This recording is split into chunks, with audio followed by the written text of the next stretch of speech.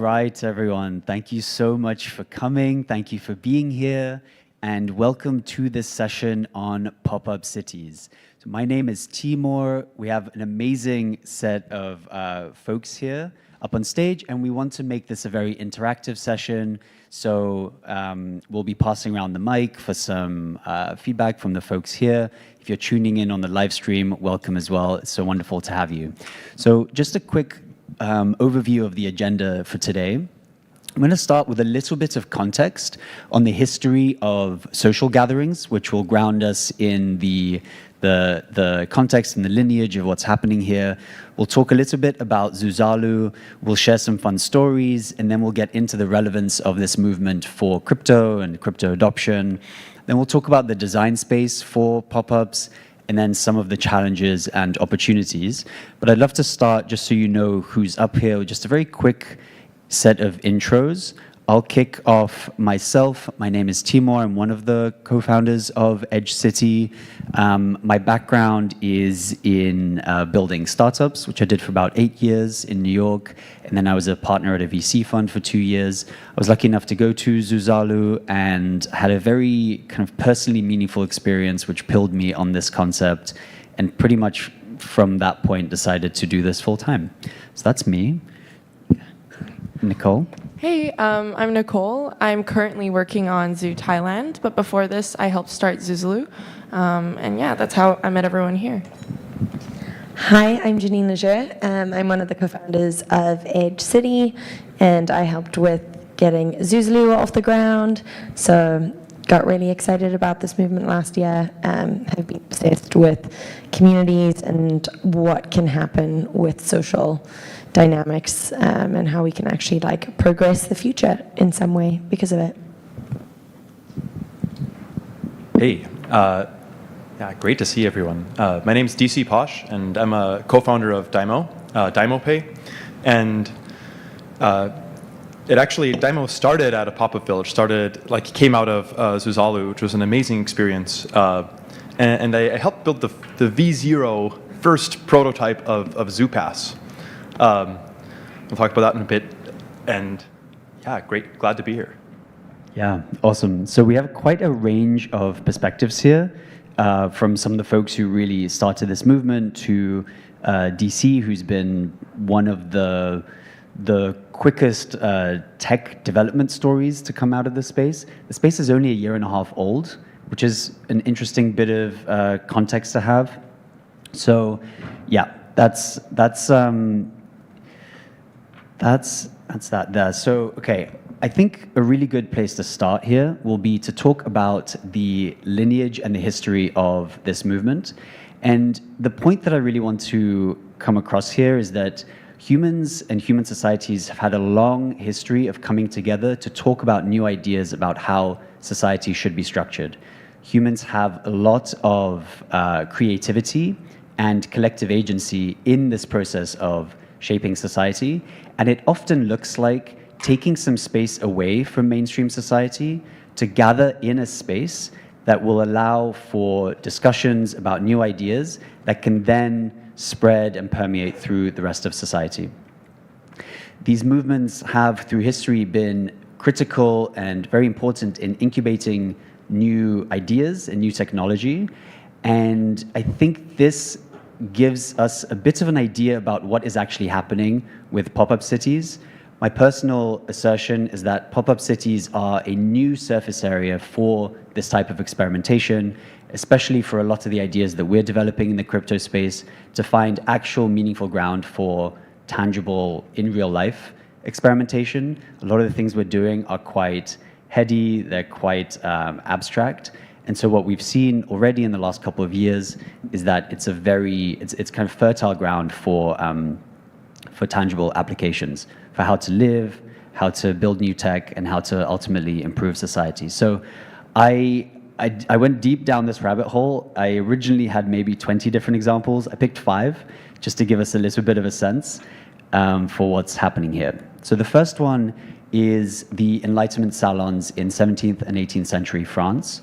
These were mostly in Paris. They were social gatherings. They were often mostly hosted by women, and they were kind of a safe space for new ideas about philosophy, politics, and science. This was, France at the time was a monarchy, but it was the general prevailing sense of the Enlightenment was, is there actually a new way to structure society?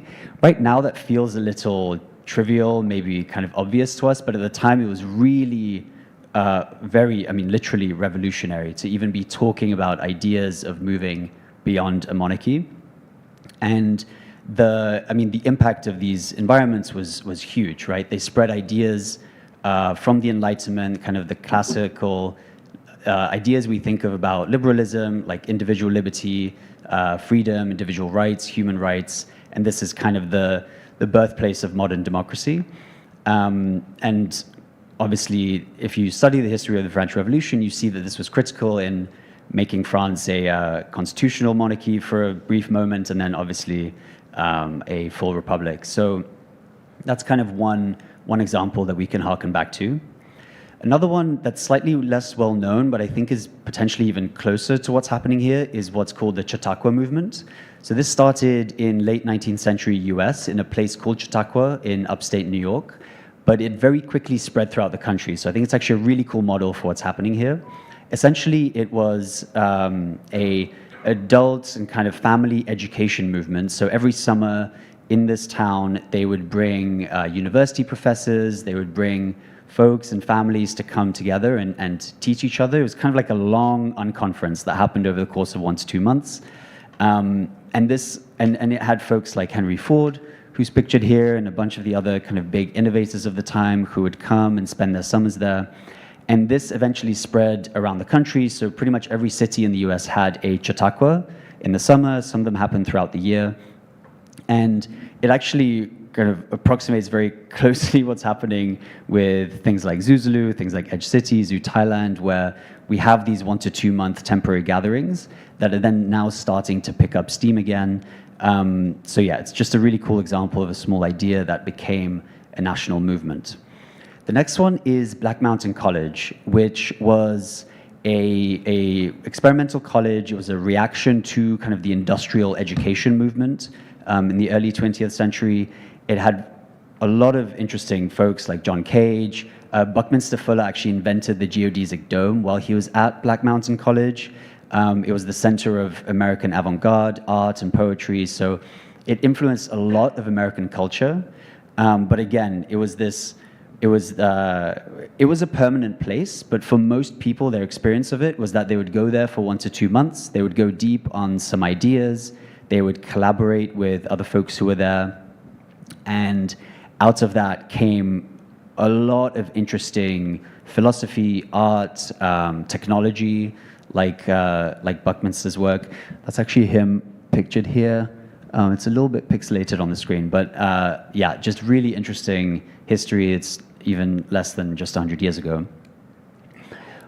Oroville. So Oroville is an interesting example in India. It's actually a permanent new town that's still going, and it was created as an attempt to figure out a place focused on human unity and sustainable living, and especially human flourishing. There are people that live there full time, but again, for a lot of people, their experience is ephemeral. So they come for a month or two, they stay there, they learn, they develop ideas.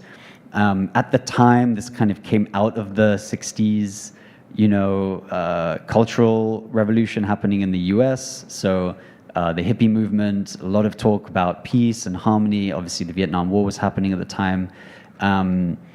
It's big. There's 3,000 people, but I think they've had over 100,000 in terms of like folks that have been there. And it's a really interesting experiment that shows that these things can have a lot of longevity over time.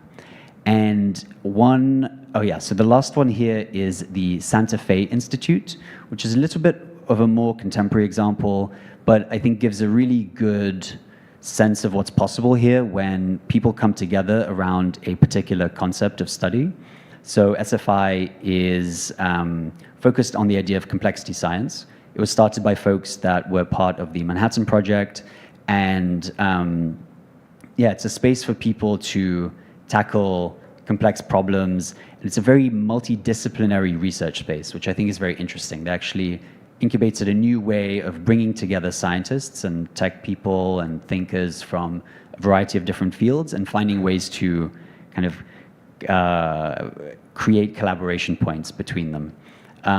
Huge impact. Again, it has influenced a lot of scientific thinking in modern times, a lot of mathematics, economics, biology, and especially computer science. So, yeah. And there is one honorable mention, which is Burning Man. I wanted to include this because I think when people think of pop-up cities, this is probably the first thing that people think of. It's a literal pop-up city for 10 months of the year. There's nothing but desert in this place. And then people start building, and for a week there are close to 100,000 people there. It has had a huge cultural impact. It has spawned really a global movement of burns. There are now burns in most regions around the world. It's obviously quite radical in the experience that people have. It's quite different from people's traditional lifestyles. I think, so I've been going for a long time. I do think it's a very interesting experiment, but I do want to call out that I think it's ultimately very different to what we're trying to do.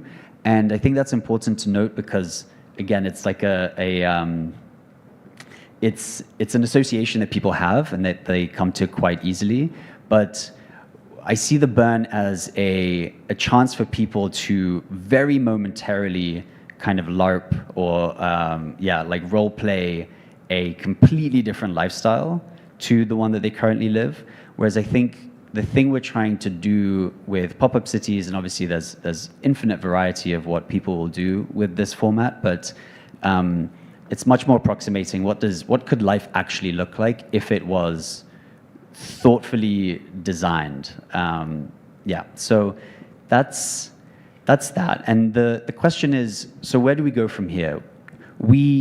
Our generation has a whole set of new problems. Some of these old institutions or movements were the answer to a prior set of problems. We have our own. There's a lot going on. I don't need to tell you. But we also have new tools. There are things that have been developed in the last couple of decades that have reached maturity, that are now usable. Obvious examples, internet AI and ultimately blockchains, which we believe are very kind of foundational tool for this kind of experimentation. And we'll get into some of that later. There are new experiments starting to happen. There's new ideas like the network state, there's Zuzulu, there's Edge City, Zoo Thailand.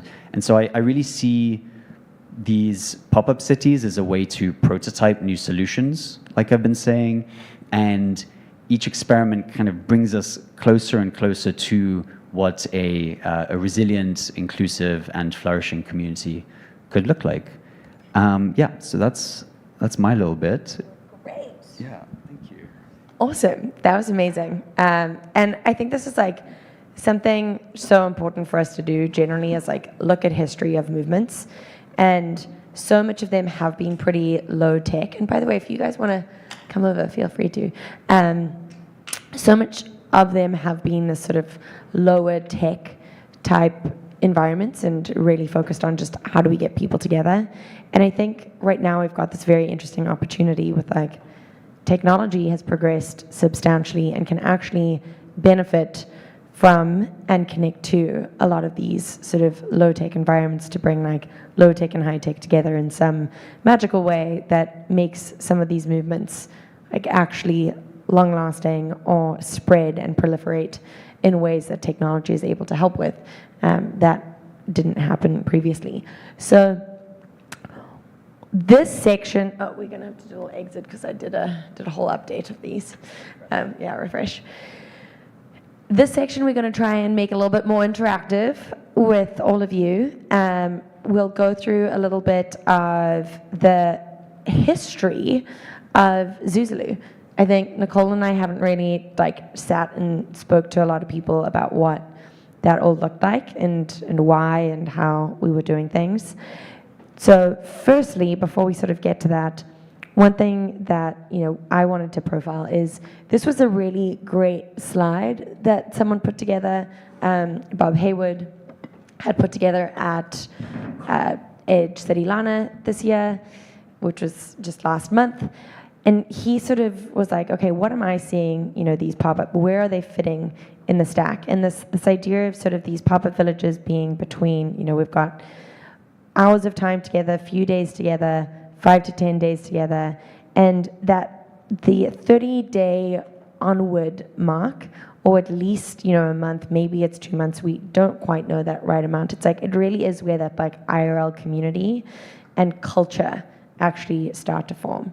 So there's something interesting, when you look at the Ethereum industry, where if you pack up all of the different crypto conferences that we all attend, we're starting to get to that amount of time. And there's like a real culture that has developed as part of Ethereum. And this, what we're almost trying to do in these pop-up villages is like, can we speed run culture building?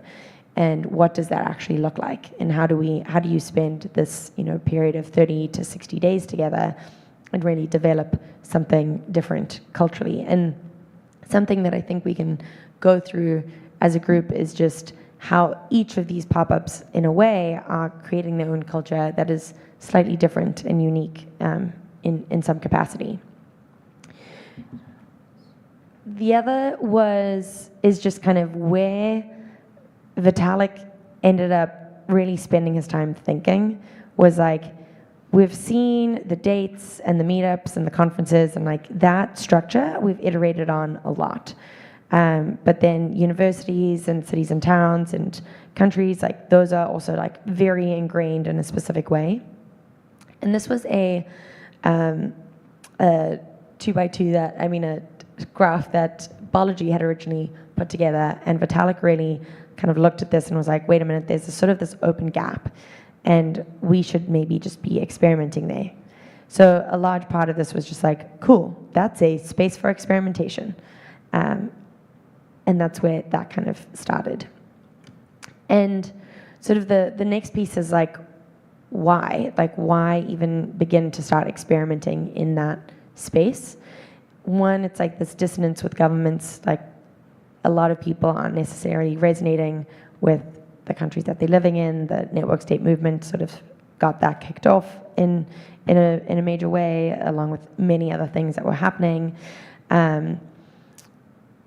Just work environments are actually pretty stale.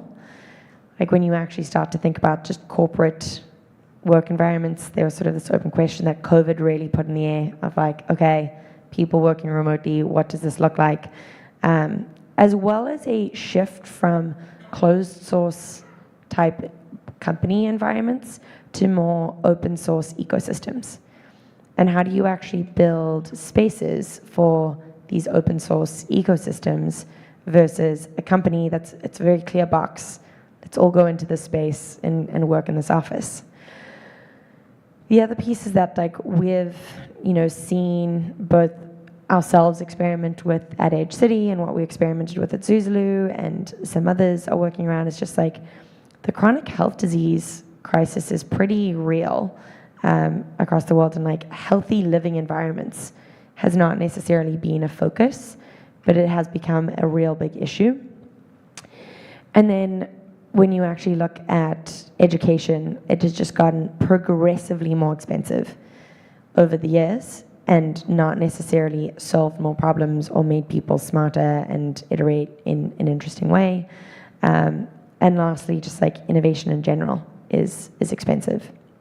But those were sort of like starts of some of the why to start building SED's experiment. And then we got to where it all started. So do you want to go through a little bit of the beginning? Yeah, so when Zuzulu came about, I can say it from like my perspective of how I got involved. I ran into Vitalik at a little MEV hacker house, and there were like 200 people around him, but no one was talking to him. So I walked up and I was like, hey, I read your recent blog on crypto cities. And we had a little bit of a discussion, and I invited him to a hacker house that I was hosting, to which he surprisingly came.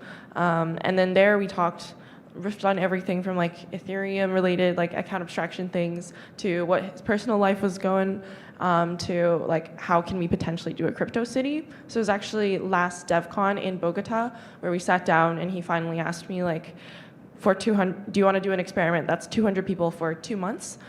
So like the rationale there was there's so much theory going around, why don't we just try and do something in practice? And that was a very casual start, and from there we pulled in a lot of different contributors. Miloš, who represented Montenegro locally and helped us connect to, for example, the Prime Minister, who is a very young world leader, I think the youngest at 35 at the time, and had a background in crypto. So that's kind of why we chose Montenegro for the first experiment. We thought we would get like a lot of visa support. And it was also a place where we happened to have a venue ready to go, and we planned the whole thing in 2 months, so it was not perfect by any means, but scrappy in a fun way. And then from there, we brought on Vincent, who is like a very curious guy. So he knew a lot of people in biotech, of which Vitalik was very interested, and he helped be an inviter, and he brought in Janine and Lawrence, and they also helped contribute in like, well, Janine ended up doing a lot of things operationally, but that's sort of like the beginning of the core team. So the core team helped drive this experiment to start, but I think the experiment itself was very co-created by a lot of different people. So we had tech teams. We'll talk about this a little bit more later, but Xerox Park helped start ZooPass, which is a really interesting tech identity experiment.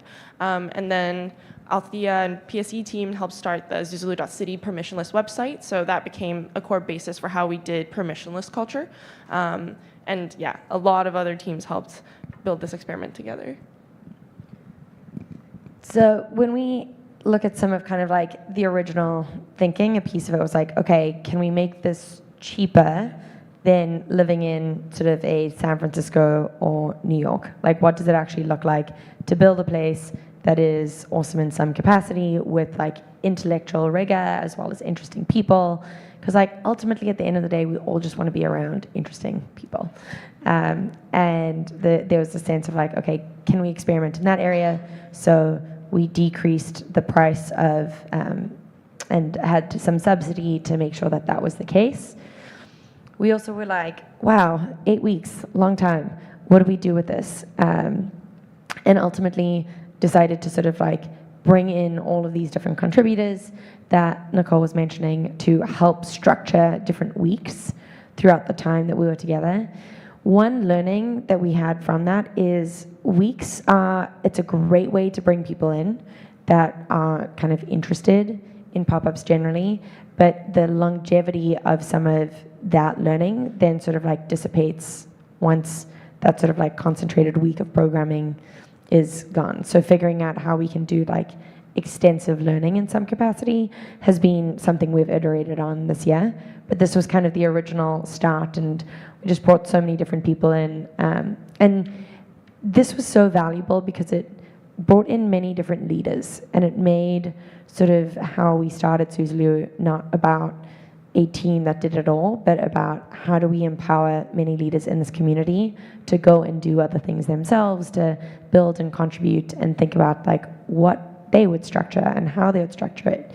So there's kind of this tension that exists now that's interesting around how much do you let different groups, as we learn and figure out like, oh, this type of program worked or that type of program worked, how much do you create structure around that versus allow people to come in and still build their own unique programming that like contributes to the culture of the space and the people that bring it in. This is just a early stage. Like this was the website to begin with, and sort of a start of like, there's different projects and there's different things that we're working on, and there's different ways that you can add sessions to the calendar. And this has been iterated on a ton. So everyone in this room who's like, who here is interested in building like pop-up city tech or kind of social technology in some capacity? There is so much room for experimentation there, and there is so much room to build. This was the start last year, and now we've got things like Social Layer and everything that Simplify is doing, and stuff that Cursive is doing, and stuff that Lemonade is doing, and there's all these different projects that are now trying to build, and I think it's a very interesting space that is going to have a lot more people operating pop-up villages and pop-up cities around the world, and like if we can actually just get a lot of technology that helps with that coordination, it would be super interesting. Yeah. So with that, let's get the story of ZooPass started. Yeah, sure. Oh man. So my. Okay. All right. My story with Zuzalu started just a bit after what Nicole and Janine were just talking about, and it was through some of my friends at 0x Park. I was talking to them about this event, so I heard about it through them, and then I was immediately interested. Okay, this sounds like something out of Neil Stephenson, right? This is a lot of Ethereum core. I was very fascinated with Ethereum at that time. I was working on a a Bitcoin light client that runs on Ethereum, so that was something I've been building, and a lot of people in core R&D and people who are digital nomads, and they're moving to this post-Yugoslav microstate for 2 months. This is an incredible thing to be happening, and then a bit into this, I also realized that there was a lot of scramble to make it happen. I was talking to Ivan Chubb, good friend of mine, over at 0x Park, and he's saying, oh, yeah, we need to build this zero knowledge proof-based passport for Zuzalu. Okay, and when does it start? 3 weeks, right? So I ended up saying, okay, I can help ship this if I can join, if I can come to this, right? And then we ended up just in the lowering ourselves down the mine shaft for those 3 weeks and doing this. A lot of good memories. That was really fun, actually. Actually, I'm curious. So ZooPass has sort of iterated and evolved a ton since then. I was part of just the initial prototyping, the version of it that helped build the version of it that existed for Zuzalu, number one. How many people here have used any of the zero knowledge proof stuff in ZooPass? The answer is probably everyone here because Devcon's actually using it. Well, Devcon's using it, but I think Devcon's using it in a scan the QR capacity. Exactly.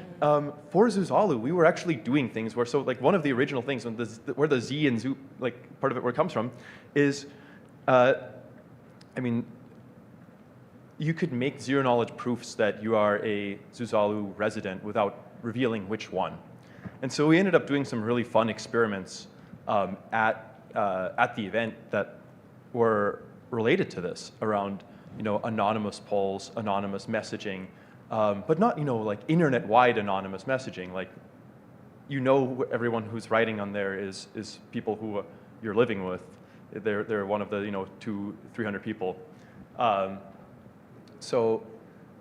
Yeah, I think we'll talk about a little bit more about that in just a bit. But I think one of the ways that we're here at an Ethereum conference. I think one of the ways this really relates is that pop-up cities, pop-up villages are an amazing way to basically bootstrap critical mass for new ideas, and they're an amazing prototyping tool. And you can try things that would be very hard to get it to work on the open internet, and would also be very hard to get it to work with just 5 people. If you need to do something with 1,000 people, this is a pretty amazing way to do it. So DC is the founder of an incredible startup called Dymo. You should check it out if you haven't. But I'm curious, DC, if you're open to sharing how you had the idea for Dymo and then the kind of progressive steps of developing it at progressive pop-up cities. Sure, totally. It's funny, actually. It kind of can connect the dots looking backwards more easily than at the time, right? So one of the things, Zuzalu was an amazing time. One interesting thing is that a lot of the people there, even though they're a lot of these people who are dedicating their lives to Ethereum, right? They're deep in it. The amount that people are actually using Ethereum day to day was not very much. And you would see people, and we sort of were, there's a few of us there who are looking at this and saying how do we just make this much easier to use? How to make this more useful? And Dymo V1 came out of that, where it's all right, let's make something that is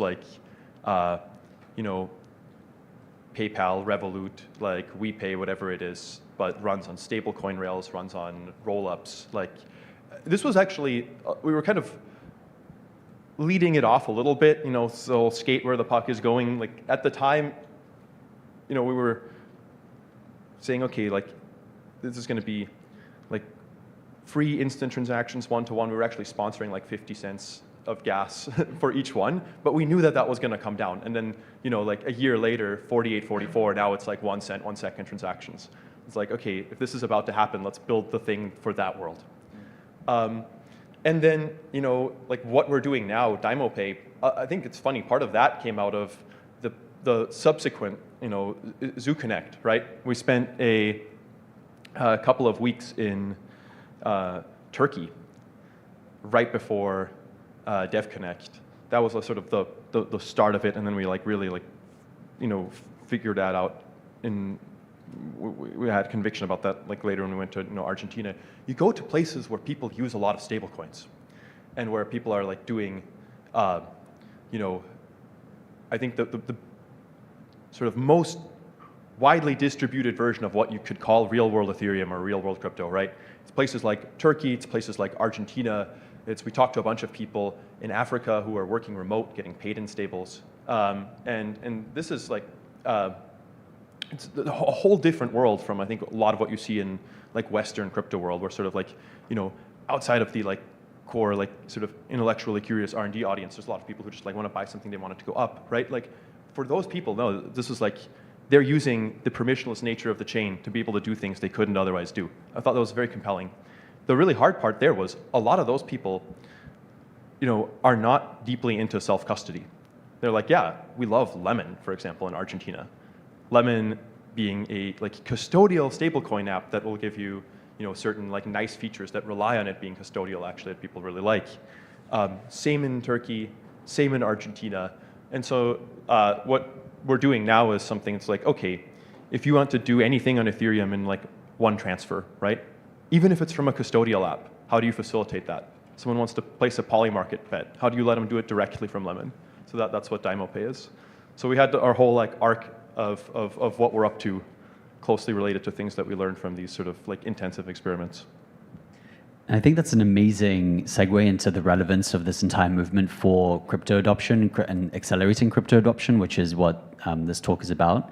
It's such a good example of a product that was developed in the context of where people will actually use it, so inside a pop-up city. And then with progressive pop-up cities, you know, you have like 4 months, 5 months in between them. You can actually develop the product, and then the next time you go, so between Zuzalu and ZooConnect, you were able to build something for this new market where we were all going to be suddenly, and for the 400 people who were there in the pop-up city to actually use it, iterate it.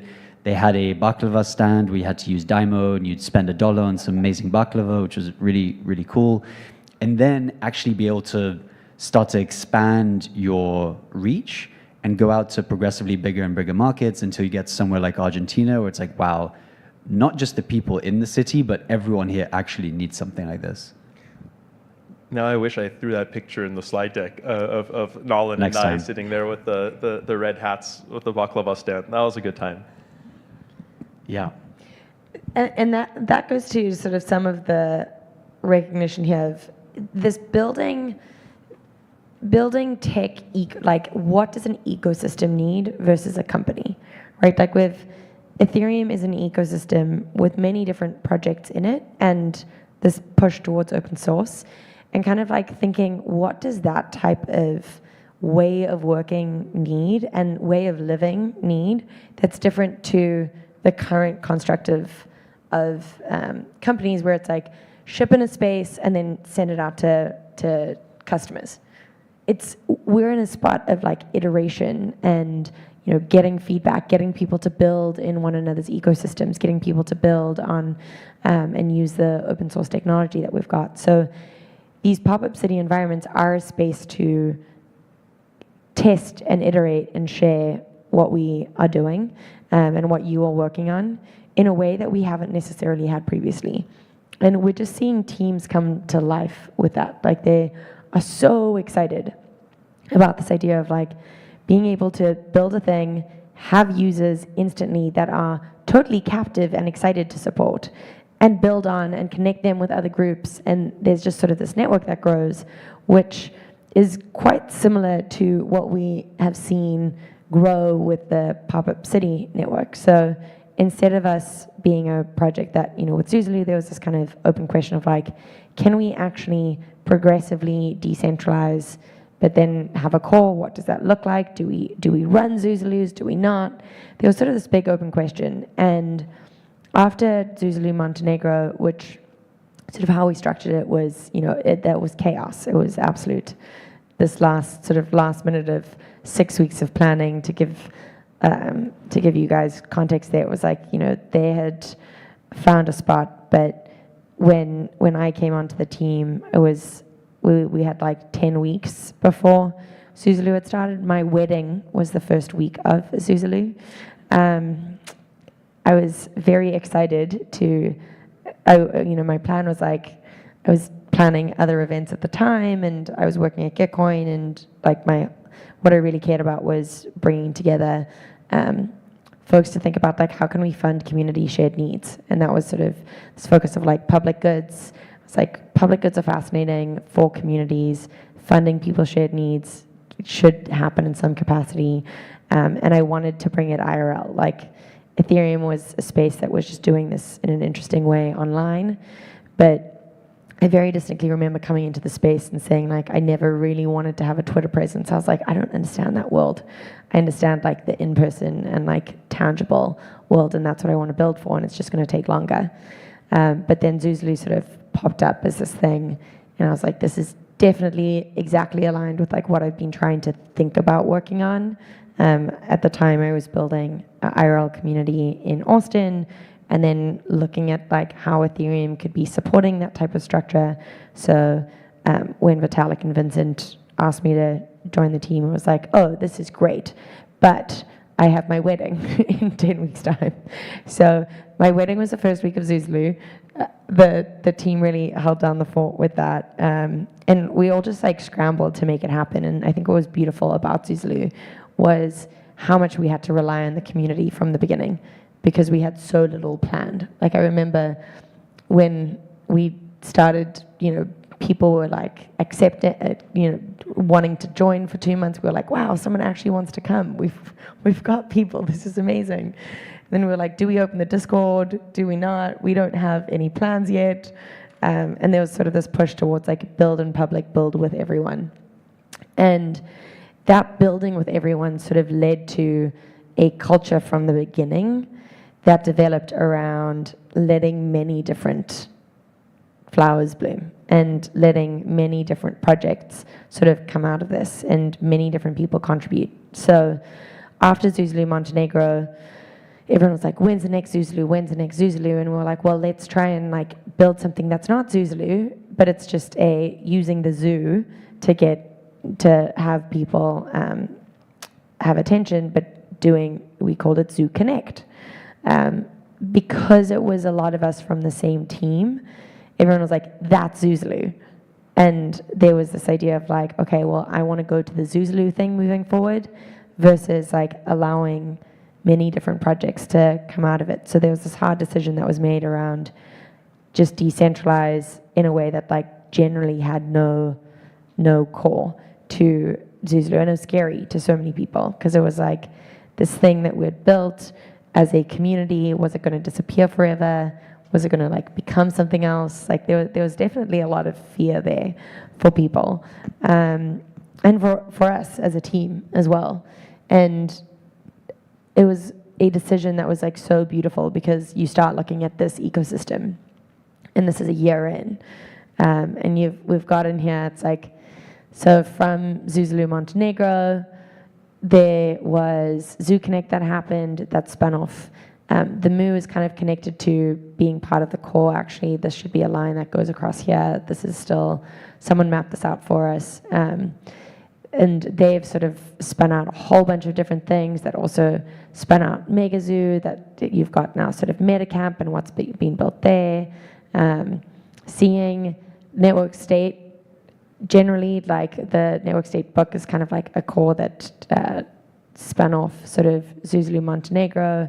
And network school was something that, in speaking to Biology earlier this year, he was not sure what he was going to win or how he was going to sort of build network school, but because of Zuzulu and because of Edge's Meralda that we did earlier this year, he was like, I've now got 2 proof points that sort of have me like wanting to test in this sort of way.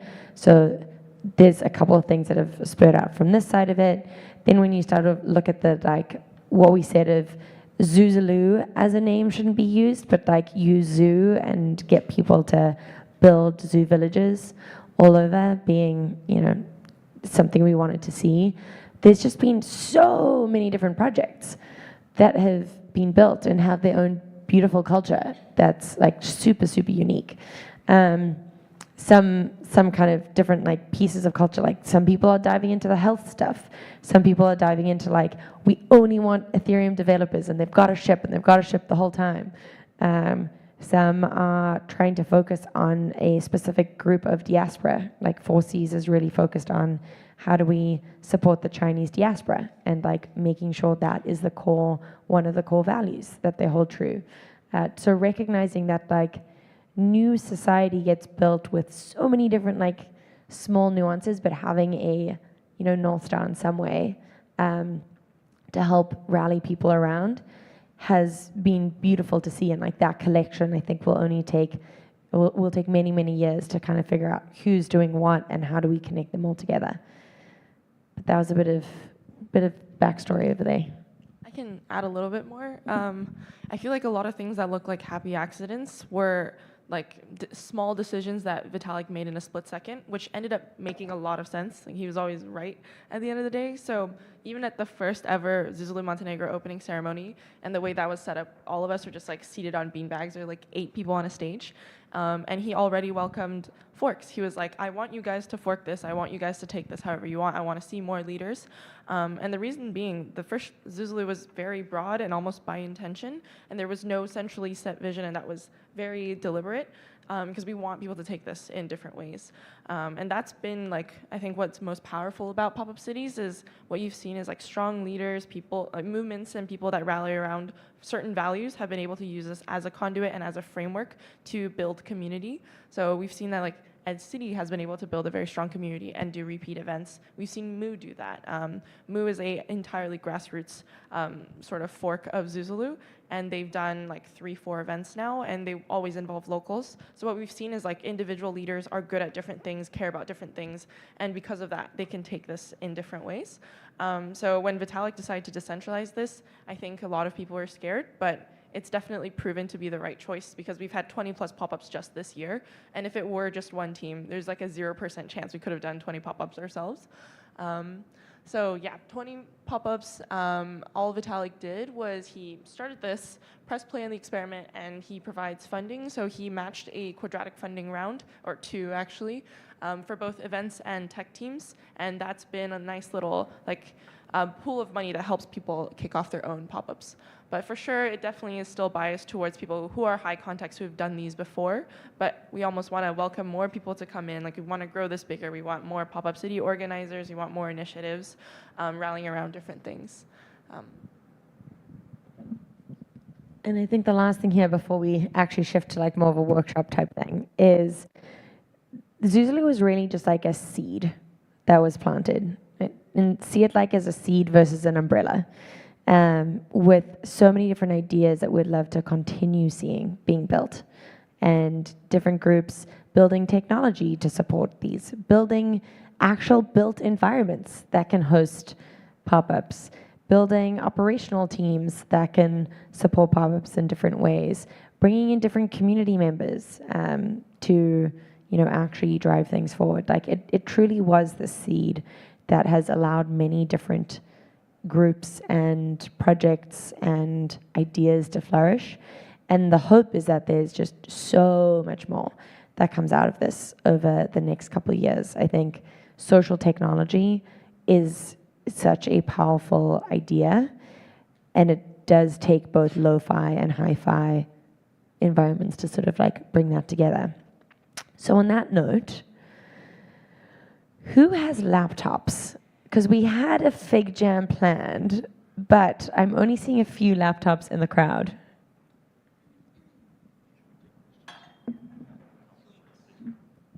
So instead, why don't we do a set of questions and just kind of go around and keep it a little bit more informal? Questions, or also if folks, I mean, I guess something brought you here this morning, right? Unless you just stumbled into the wrong room. But even then, if you have thoughts or curiosities, if maybe you haven't been to one of these, you want to build technology for one of them, you want to build one yourself, curious if anyone has anything to share. Yeah, I can come around with a mic as well, so everyone on the stream can... Okay, you shout, and then we'll repeat what you say. Yeah, that's a good idea. Just to open the floor, we're building a network state in Japan. Apologies, our first backer, but I want to learn from you guys' experience building these shorter-term communities. We're trying to build a longer term. What is it called? Yatasei. Yatasei is a new network state in Japan. Yeah, that sounds awesome. What are you guys going to be focused on? What's kind of a core idea? Yeah, our core commandment is, well, our moral innovation is that building is moral. And so the core commandment is we build. And so we're bringing together foreign and native entrepreneurs and helping them do cross-cultural learning and communication over a 6-month to 10-year period. Long-term thing. Starting with one site, and then we're going wide instead of tall. So Balaji's doing Singapore 2.0. We're doing 100, 150 person sites. So All in Japan? All in Japan. Wow, cool. the shape of that sounds a bit like Crecimiento/Aleph down in Argentina. I'm curious if that's something that you were inspired by, or is it different from that? Honestly, I've heard of them, but I haven't connected with them yet. So I'd love to thank you for the reference. I'll try to link up with them and learn from them, please. Petra in front of you over there. Totally. Very nice. And they're doing something. So Crecimiento is a movement that was incubated at Edge City, Denver, in the sauna, actually, which is some lore.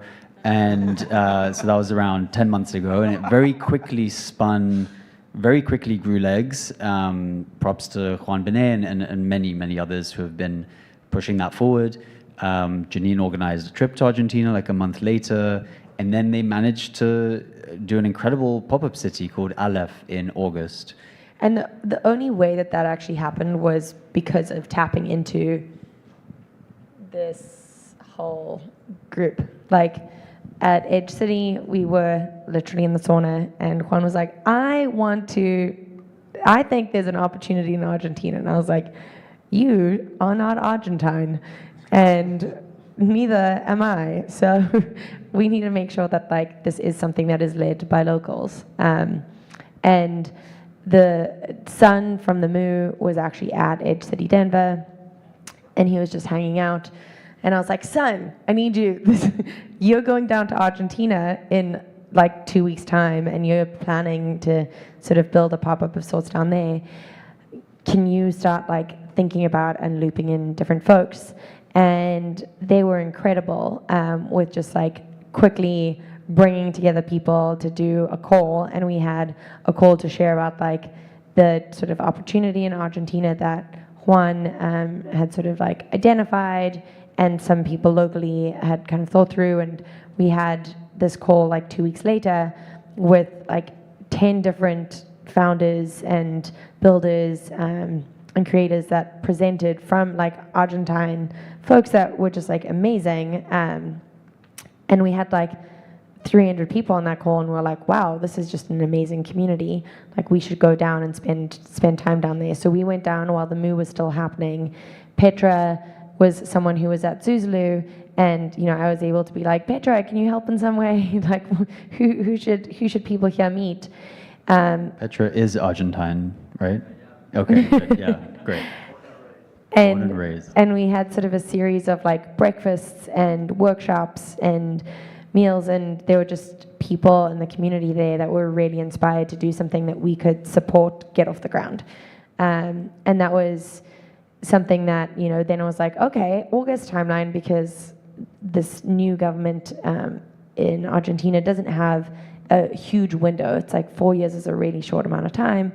Like we need to do something bigger in August. And Juan had spent a lot of time at different Edge City environments where he was just like, I want to like use this model to kick off some of this, like to spark these initiatives.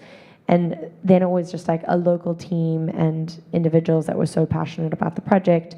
There was probably 70 people that were like working on it.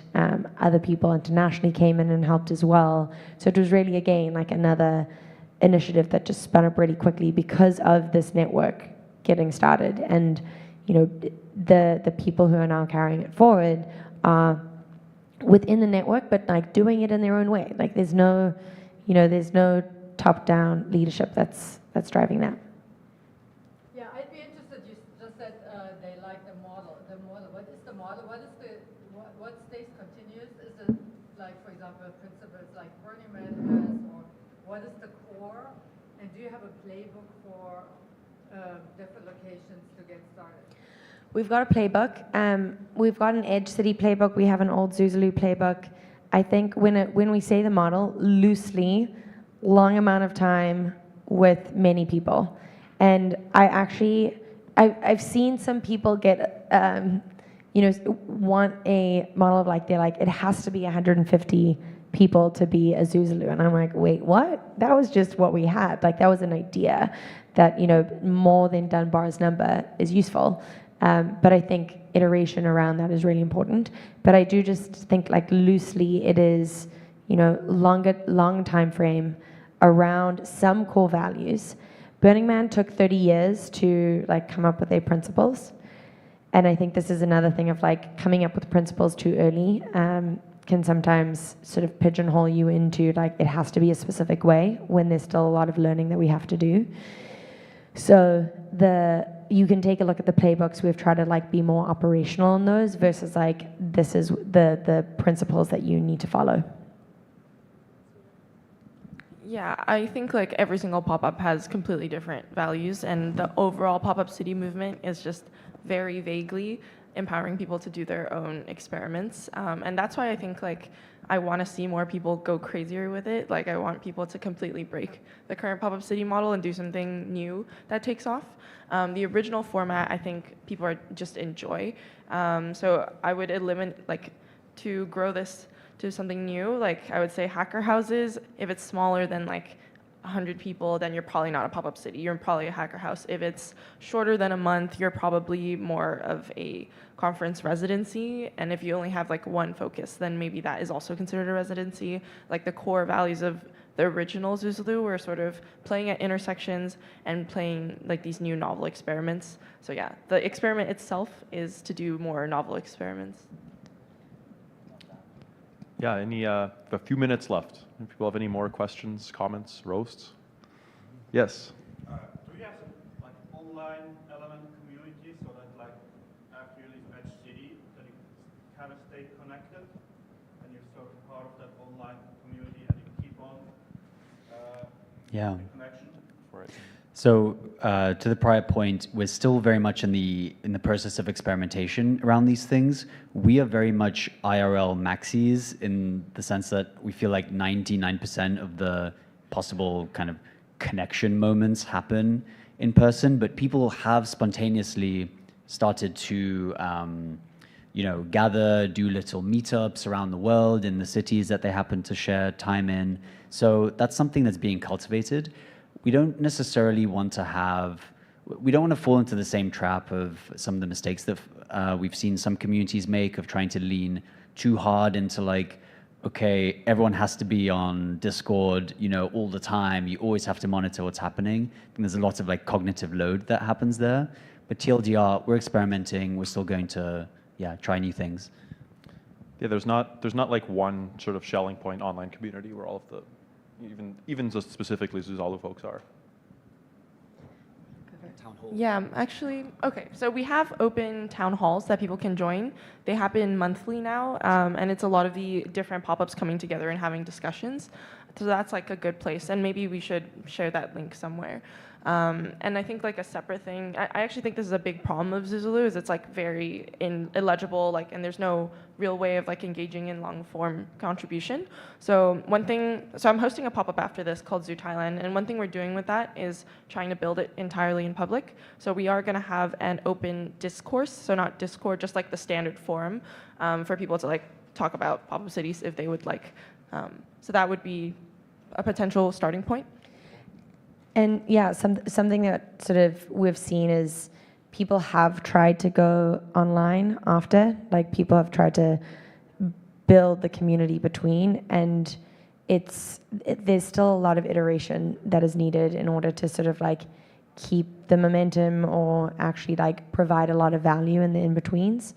But I think that there's also the side of things happening more often in person. Something that I've recognized is projects that have tried to get off the ground in like edge city environments that we've had, and even at, we didn't really have Zoo Connect, I think was a good one here, or some of the other pop-ups even with Crecimento, where they're like, hey, can you use my tool? Like, I really want this tool to be used, but actually I don't have the time to come and be there. And like there's a tension between wanting to see a lot of people's like projects out in the world and used, and a deep recognition that we've had is like people that are trying to iterate from afar and build for a pop-up but not being there have not succeeded super well, because there's the value is in the iteration on the ground. So being at these spaces where you can iterate and get feedback and like real feedback and are dedicated to that, I think is super valuable. Hi, my name is Jason, and I think today is my first time I genuinely have a touch point with Zuzalu. So I find it a very interesting experiment. I'd like to ask, each and every one of you, where was the last Zuzalu, and what is one thing, that caught you off guard?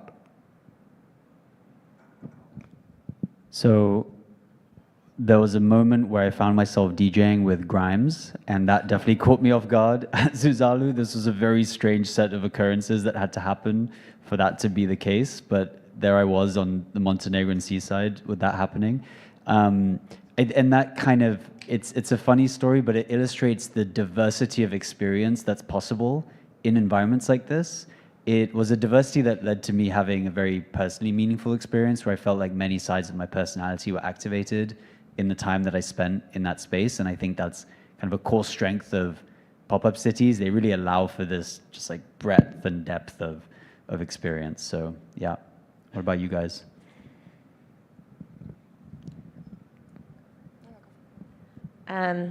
So I think to this point, it's like pop-up cities. I would actually say that Zuzulu again was the seed versus an umbrella, and the umbrella is more pop-up cities. I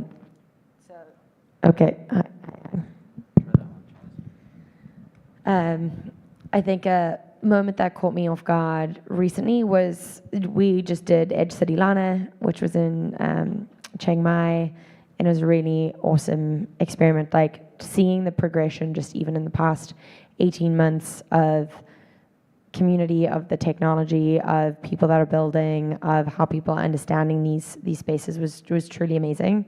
And a moment that I had that caught me off guard was an idea from last year was like, oh, we should have more families in these spaces because we don't want to create a spot that no one actually wants to get to the next step of life. Like, we don't want Peter Pans. We want people that actually like think about building a better society. And it was very much so this recognition of like, if we don't have kids, we will build a lot of Peter Pan syndrome, and we will fall into the trap of like what companies today and what work environments today have almost fallen into, which is like many women having to choose between work or family.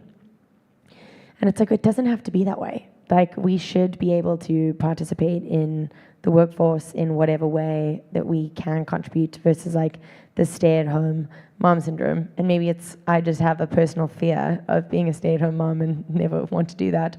But the moment that sort of like really caught me off guard was seeing that idea be seeded at Zuzulu of like, I don't want a future of Peter Pans. I want a future of people building something, building the future together.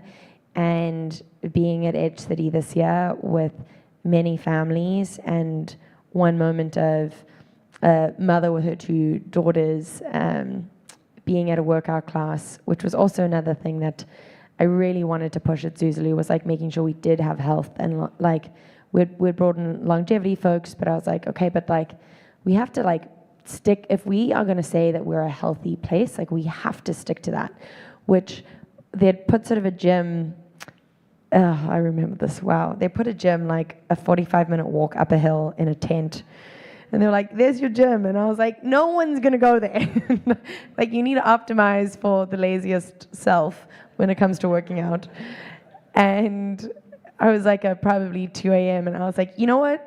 Screw it. We need to put the gym in the town. And they wouldn't let us because they were saying like, well, it's going to mess our little pretty marina up and like there's no way you can. So I like mapped out all of the apartments that we had, like rented out for the time, and I was like, which apartment has the largest balcony? And I was like, fine, I'll stay in this apartment, so that like I have this, we can use this balcony space. And I was like, move the gym to the balcony, because that was private land that they couldn't control. They weren't stoked about it, but like they had to sort of comply. So I had a gym on my balcony. And it was truly like, you know, a last-ditch effort at like making sure we had a space that at least people could work out. But getting to see the progression this year of having many, many workout classes, like one aspect that we want with Edge City is to focus on like building a healthy city, and having, you know, workout classes, having gyms, having access to, you know, you can be active at any given time. And seeing this moment of like, a mom with her 2 daughters and a workout instructor that we'd brought out that had become like this beloved relationship where the mom and daughter were attending every single morning with this workout instructor. And the workout instructor was leaving the next day, and both daughters and mom were like in absolute tears after 2 weeks of being able to do workout classes together in a space. And I was like, this is just a really cool moment where we sort of engineered like a completely different social environment to something that was normal, but it was kind of this like seeds that had become something bigger. Yeah, it caught me off guard. A lot of things, but I guess like this time when Balaji was playing the network school, there was a moment where I was just like answering all the questions and they were like, what else can we do? And I realized that like all of this is just so easy, and everyone just needs to do it, and by doing it, you'll have experience. So seeing that like someone like him who initiated this coming back and just asking for operational advice is like very surreal. Seeing that there was like 10 plus pop-ups before Devcon in Chiang Mai, that was surreal. There's just, this movement has really taken off, and I really did not think it would do so quickly, and yeah, I don't know, very happy about that. This one's maybe a bit further afield, but one experience that definitely caught me off guard. So, I mean, we were, just to not make it sound like this was like a big vacation, people were like pretty locked in. We were working for the most part at Zuzalu. But towards the end, there was a group of us that went wakeboarding, wake surfing, and I ended up talking to this Russian wake surfing instructor, right? And completely like unprompted, he was telling us, like his stories, and he was telling us about how he did a lot of things off of stablecoins, USDT, like paid his kids' tuition in USDT because he's locked out of regular banking, right? And he had escaped basically to Montenegro, at the start of the conflict, so that he wouldn't get embroiled in that. And that was pretty visceral. I mean, I'm on a small boat with this guy, right? Really friendly guy, and that was pretty amazing. Seeing people who are sort of using the, permissionless nature of the system to, permissionless nature of Ethereum to basically escape authoritarianism and claim some freedom for themselves. That was really cool to see.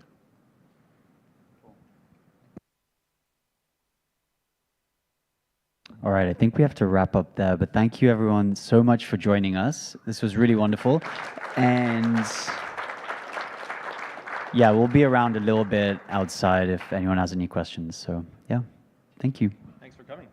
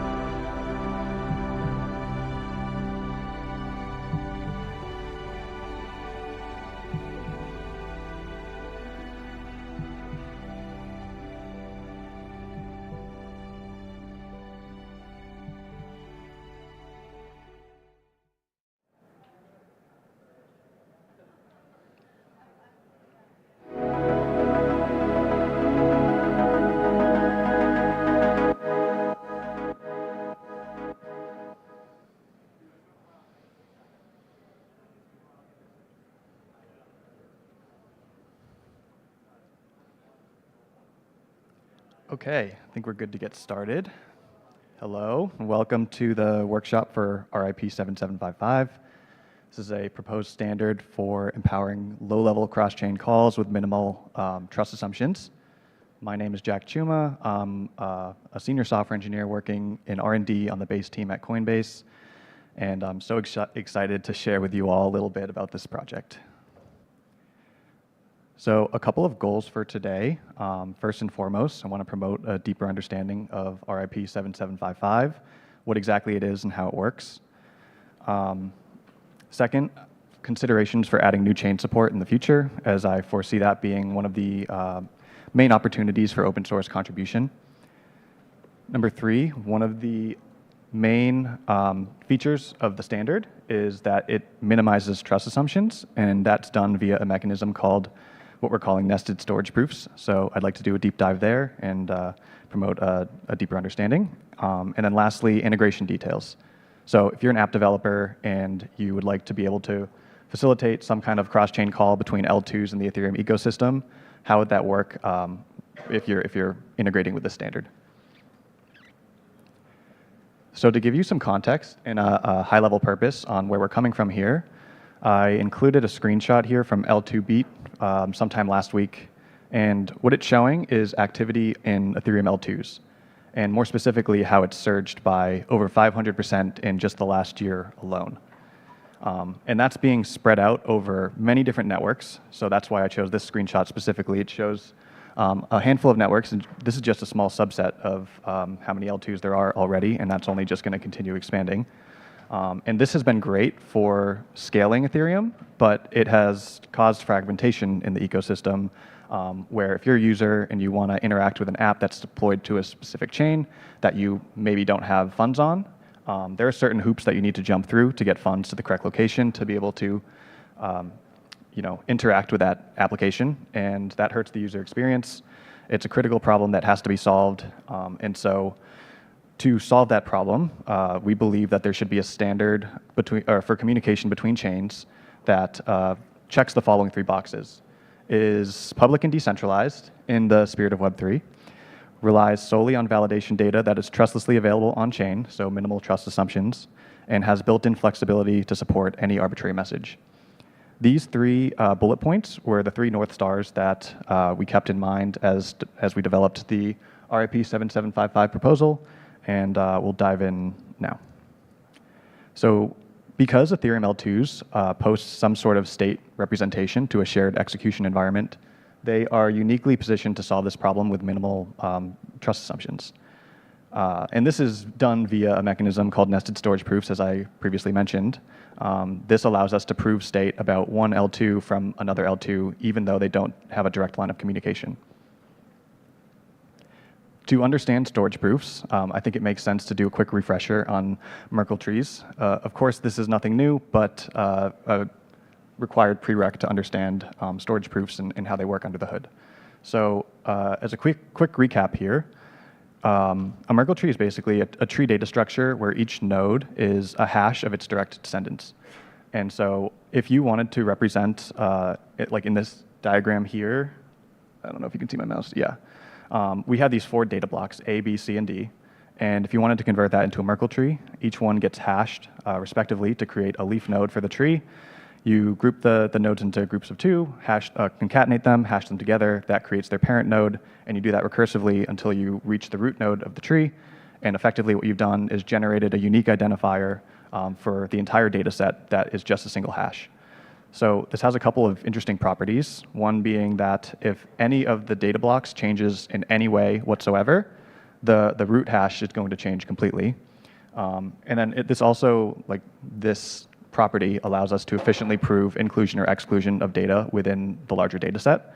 So in this example, if we wanted to prove that data block A, it was in this larger data set of A, B, C, and D, we first would need a verifier to have trustless access to the root hash that is represented in this root node up here.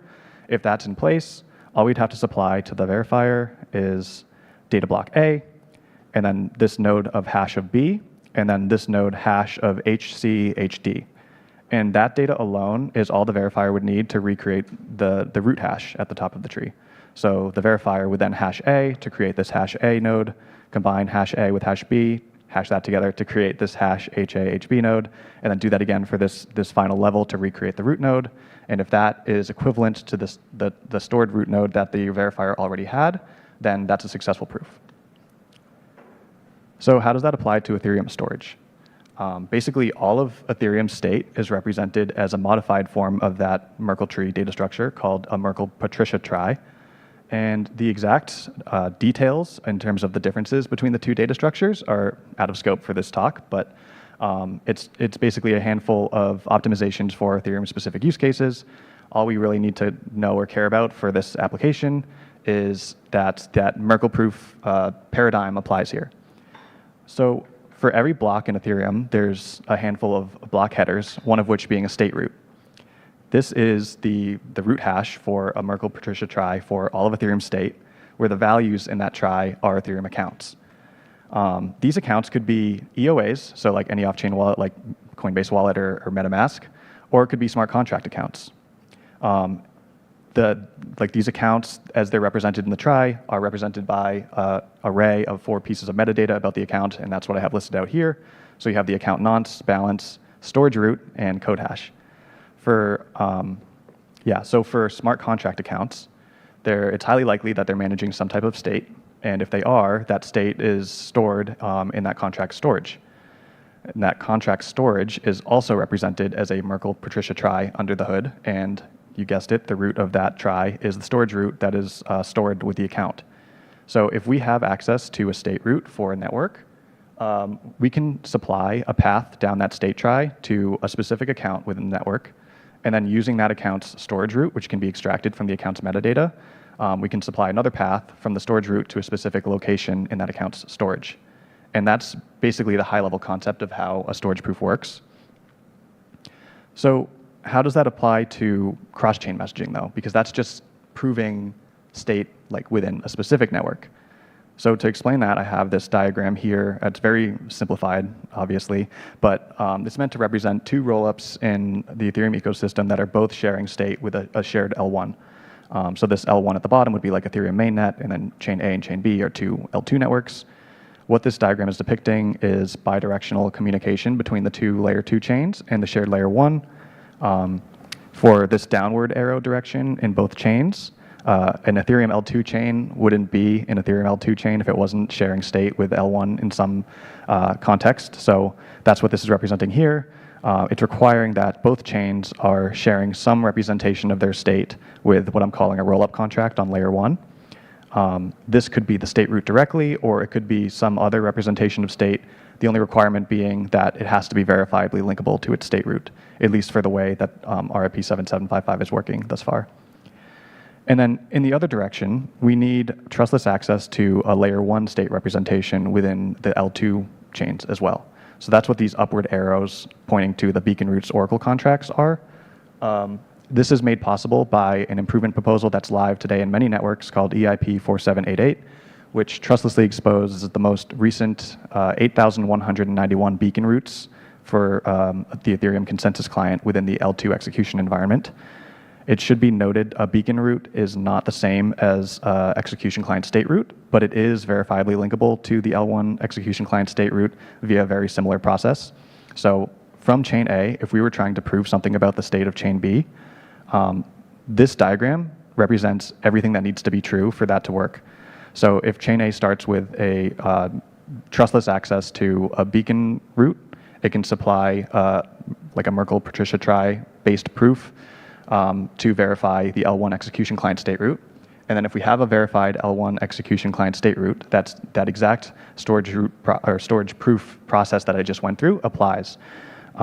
So we could then prove anything about the state of layer 1 from chain A. In this context, the first step would be to go from the state root to like a path to an account within that state trie. And the account here would be chain B rollup contract. And then using chain B rollup contract storage root, we can supply another path to a specific location in that contract. What's interesting here is if the value that you're verifying inside of chain B rollup contract is itself a state representation for chain B, you can then recursively follow the same steps again to prove something about chain B's state trie. So then starting from chain B's state root, you can supply a path to a specific account within chain B, and then again a path to from that account's storage root to a specific storage location.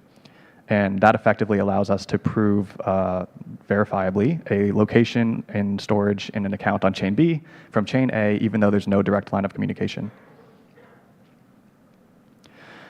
So that's cool, but how does that help us with cross-chain calls?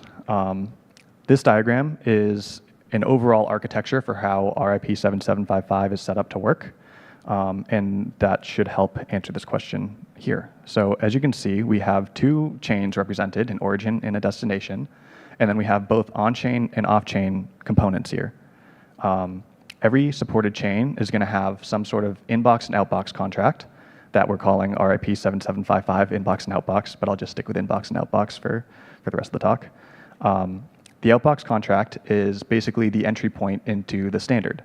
So if a user wants to request a cross-chain call, they submit a request to the outbox contract. If the request settles properly, it'll emit an event that some off-chain actor that we're calling fulfillers should be listening for. And if there's sufficient incentive to respond to that request, then the fulfiller will. So that brings us back to a way to incentivize fulfillers to respond to the request. Another key piece of logic that happens here is the user will also lock some kind of reward bounty for the fulfiller to respond to the request. If the reward bounty is sufficiently incentivizes the fulfiller, then it'll respond. So the fulfiller then, assuming it's a sufficient incentive, will submit the requested call to the destination chain over here. That routes through an RIP 7755 inbox contract, which will perform a handful of validation steps, mainly confirming that the request is arriving to the correct chain and the correct location at the correct chain at that. There's also this custom optional validation step called a pre-check contract, where this could be absolutely anything as long as it adheres to a specific pre-check contract interface that the standard requires. And all this is meant to do is allow the user to encode any kind of arbitrary fulfillment condition that should be true in order for the fulfillment to work out. But like I said, again, it's totally optional. So if it's not being used, this step will be skipped. If all the validation steps are sufficiently or check out properly, then the requested calls will be routed from there. So this could be a batch of any low-level arbitrary call that goes to a handful of addresses with encoded call data and any native currency value that may be included. If all of those are successful, the main purpose of this inbox contract is to then store a receipt of successful execution. And this execution receipt gets stored in a deterministic location within this contract storage that is derivable from the origin chain without knowing anything about the state of the destination chain. So that's important, and we'll come back to it in a second. After the call has been successfully submitted, the fulfiller then comes back to the origin chain to say, hey, I did the job, now can I have my payment? And what's unique about this standard is that the payment will only be released if the fulfiller can cryptographically prove that they did actually submit the request to the destination chain. And that's done via that nested storage proof concept that we just walked through. So from the origin chain would have to be able to verify a specific storage location in the inbox contract on destination chain.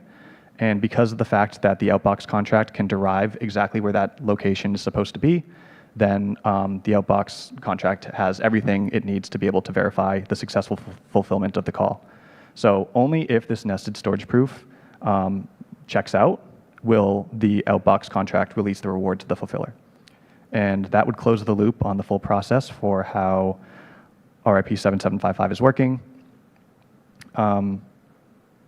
So for today's workshop, I have a example project for us to go through together. So if anyone's interested in coding along, there is a starter repository on my GitHub that I can show in a second. If you're not interested in following along, I'll be doing it up here as well. So we can go from there. So I'm going to start by walking through all of the contracts and services that are present in the starter project. This is going to be a self-contained system that is mocking a multi-rollup ecosystem that will run locally on your machine. So once you clone the repository, you should have everything needed to run the entire app end-to-end locally. So after a brief walkthrough of all of the services and how they're working together to make that work, we'll implement and test a nested storage proof validation contract, as that is where the bulk of the effort is going to have to be applied to add new chain support in the future. I also just think it's really cool. And then once that is working properly, we'll integrate with an off-chain client application. So for this demo, it's just a simple NFT mint application where the NFT owner wants to be able to support users who don't necessarily have funds on the chain that the NFT contract lives on. So if they don't, it would be an RIP 7755 request to send the cross-chain call to still mint the NFT. So once that is all set up, we should be good to run the app end-to-end.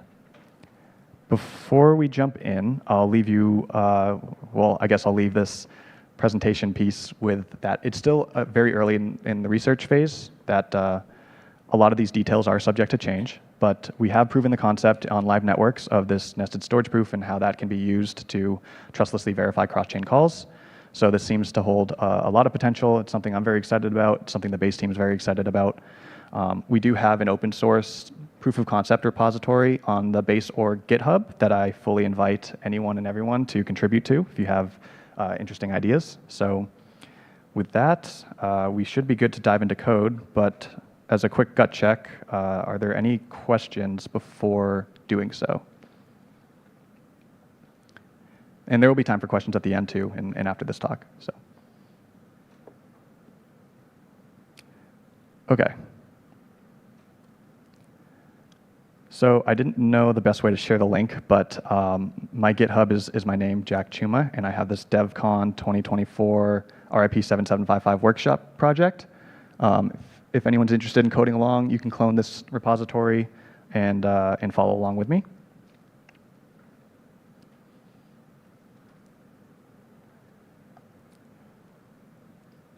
I already have it cloned, so we can start with a brief walkthrough here.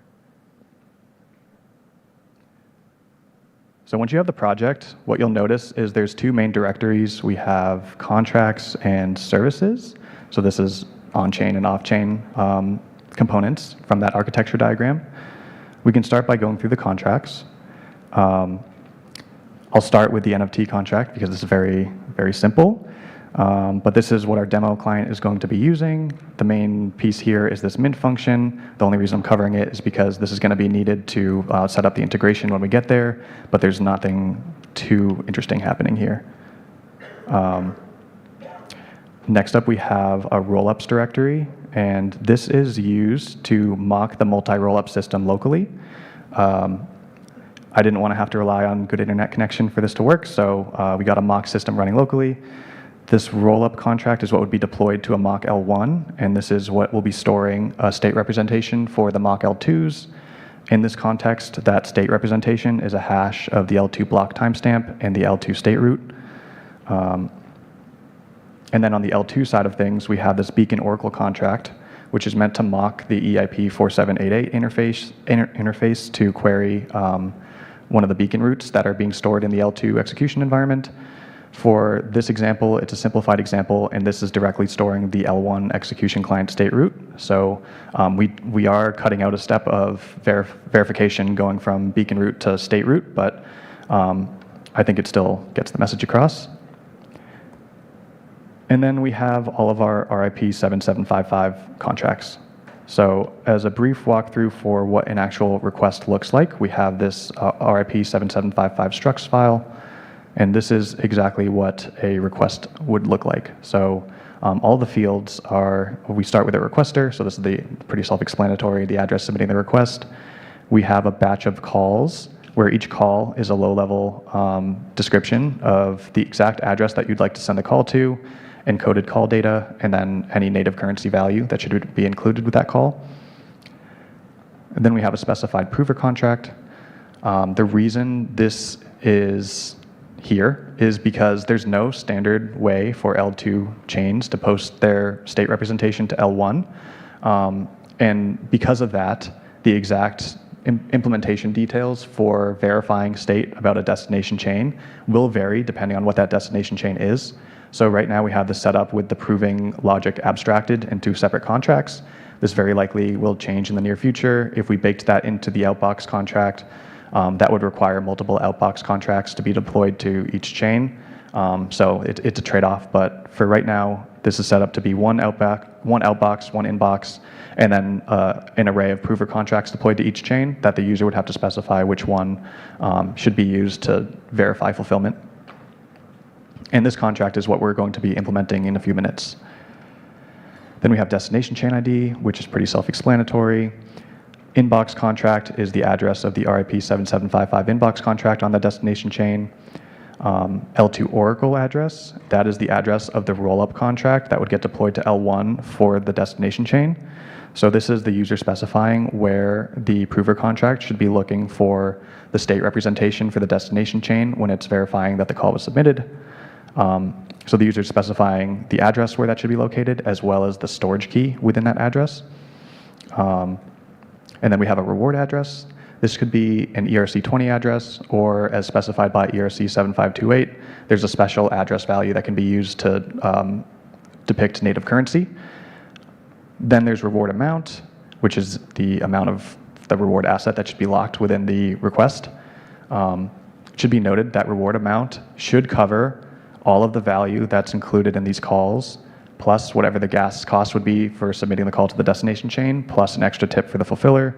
And that extra tip is what acts as the incentive for the fulfiller to respond to the request. Then we have finality delay seconds. This is the gap after which, or after the call is successfully fulfilled on the destination chain that has to pass before the fulfiller is allowed to claim the reward.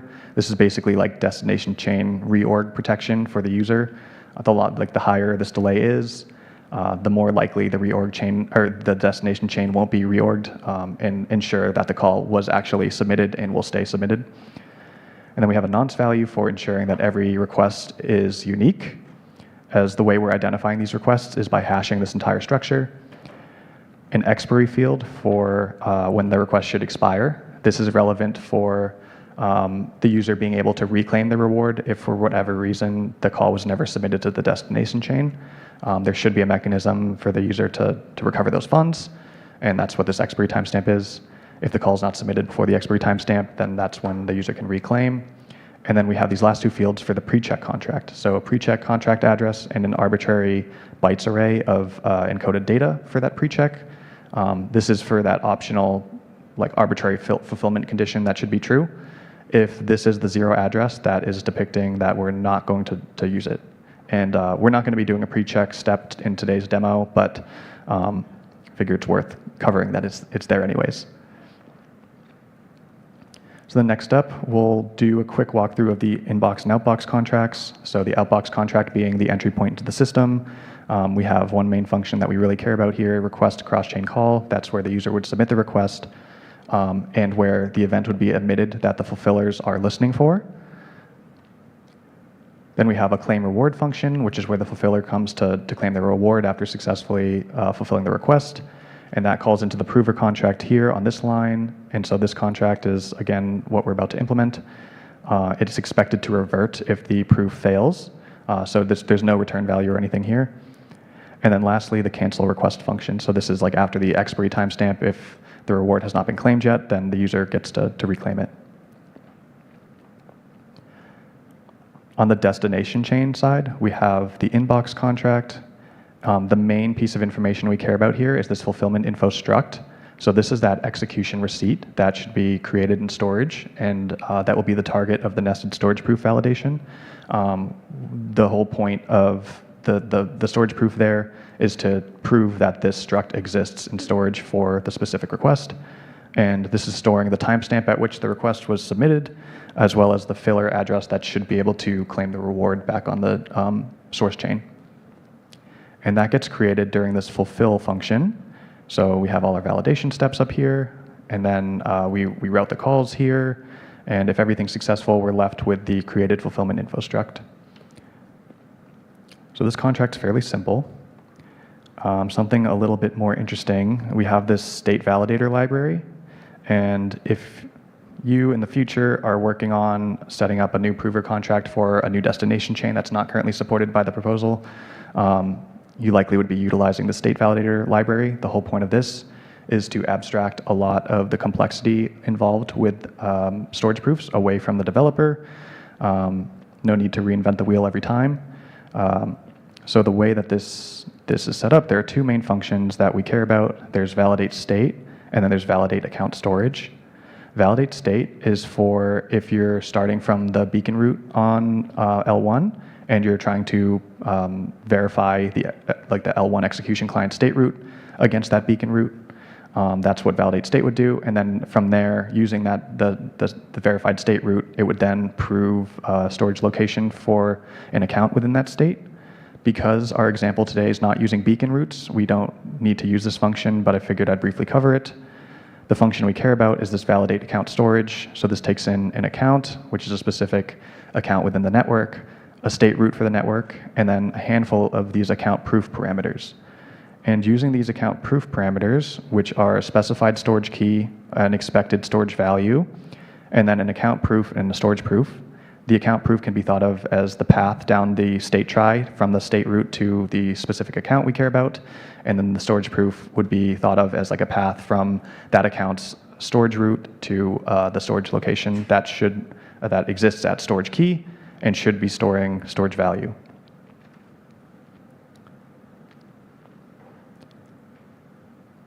So it should be noted that all of the values in the state trie are keyed by the hash of the Ethereum address of that account. So that's what we're doing here. We're deriving the account key, And then using that, we can do a Merkle try.get to return an encoded account. An encoded account is basically an encoded array of the account metadata that I went through in the slides earlier that have the nonce, the balance, the storage root, et cetera. So from that, we can extract the storage root, and then using the storage root, we can verify that storage location using the storage proof that exists in the account proof params struct that I just went through. So at a high level, that's how that's working. There's a directory in here called provers. This is what we're about to implement, so we'll be coming back to that in a second. Just real quick before we dive into the implementation details there, I want to do just a quick summary of what off-chain services are running here. The demo is the app that is facilitating the NFT mints, so we'll be implementing some details in this directory. But then these other two directories are surrounding services that are needed for the full system to run locally. The syncer is in charge of sharing state representations bidirectionally between the mock L1 and the mock L2s. And then the fulfiller is the off-chain agent that's listening for requests and will validate the request and ensure that the incentive is enough to compensate them for their time, and will respond accordingly and submit the request, and then we'll be generating a full nested storage proof that gets validated against the contract we're about to implement, and if that checks out, we'll be able to see the fulfiller claiming its rewards in real time. So with all of that being said, we have enough here to dive into beginning to implement a prover contract. I have a handful of imports just set up in here already just to save the time from typing them out.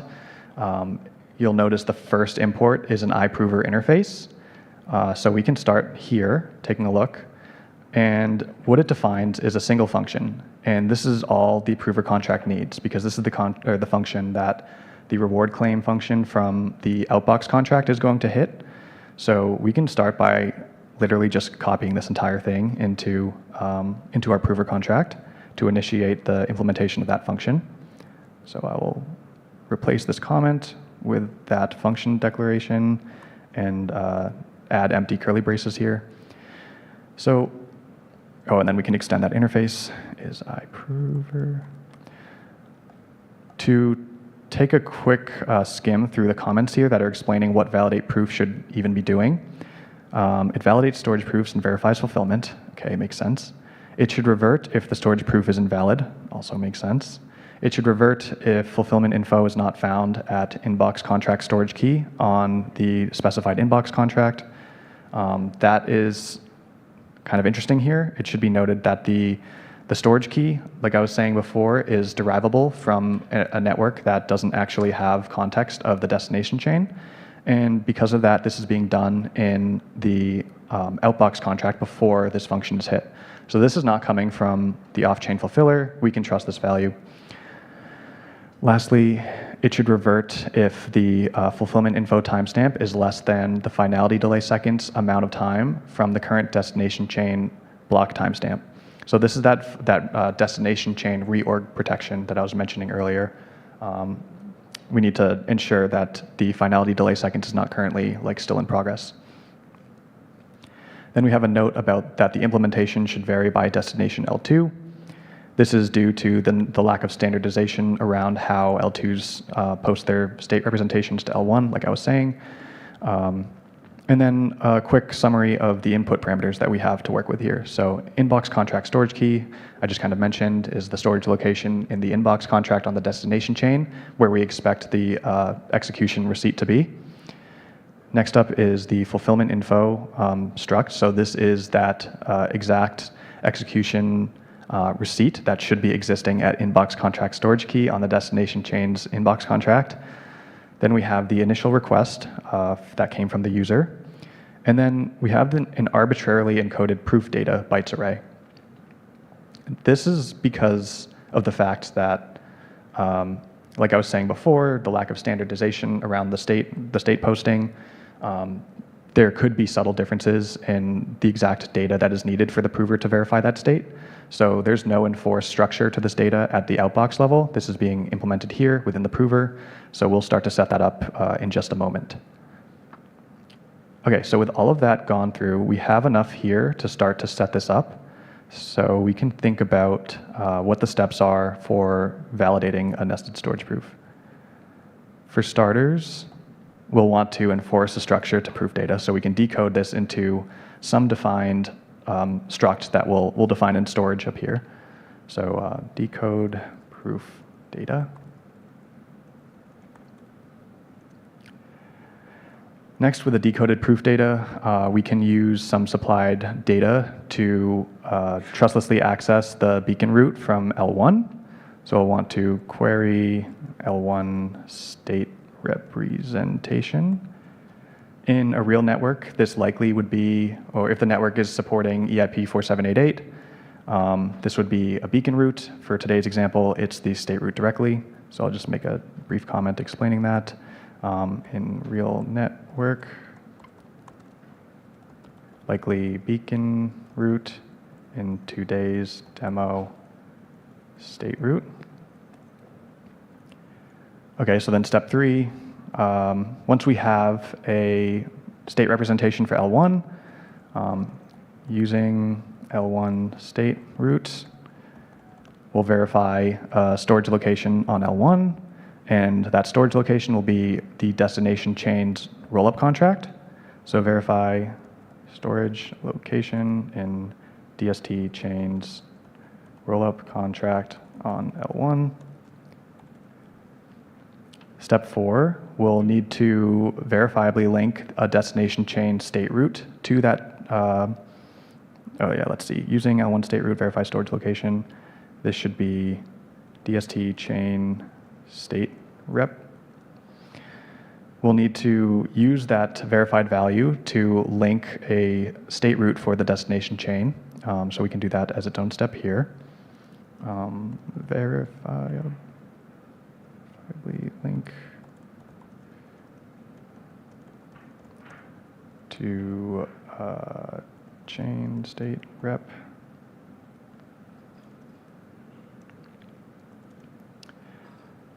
After that step, we should have a verified state root for the destination chain. So then we can essentially repeat step 3 again.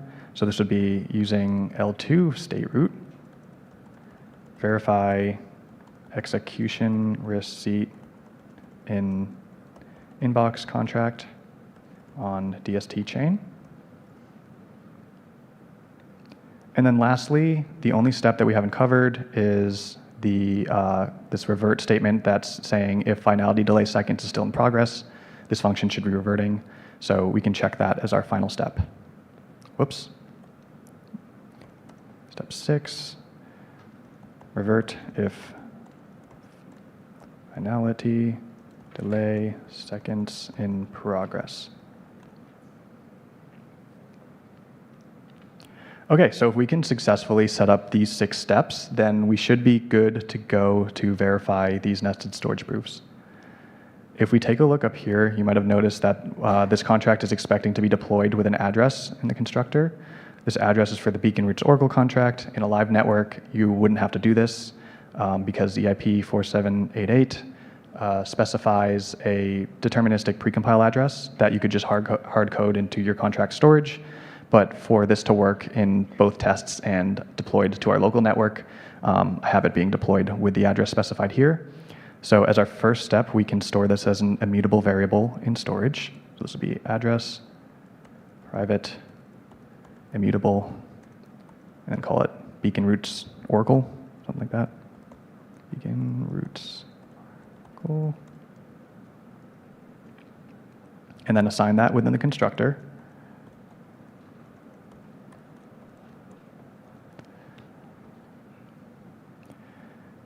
And then if we start to think about how these steps are working, the first step being that we want to decode proof data into some specified structure that we're going to define, we can start by defining a struct for what that structure should be. So for this context, we should call it, this will be a struct, RIP 7755 proof. And the compiler is going to be mad about the struct being empty, but we'll come back to that in a second. We can set up this first step with that in place by decoding the proof data into a local variable that we can call proof that is adhering to this RIP 7755 proof struct. So if we copy this, paste it here, this will be in memory, is equal to abi.decode proof data, and then pass in the name of the struct as the second argument here. And then this will decode the proof data bytes into whatever structure we define at the top of the file here. So for step 2, we want to then query the L1 state representation. This is going to come from that Beacon Oracle contract from the rollups directory that I covered briefly. So if we pull that up to take a look at the storage layout here of how exactly we should query that, this has a fallback function in here, and that's to mimic the interface that would be used to query a beacon root from like the real Beacon Roots Oracle contract on a live network. And all this takes is an encoded block timestamp. So that's actually the first piece of data that we need to add into our RIP 7755 proof struct, is we need to know the L1 block timestamp that we're going to be using for the proof.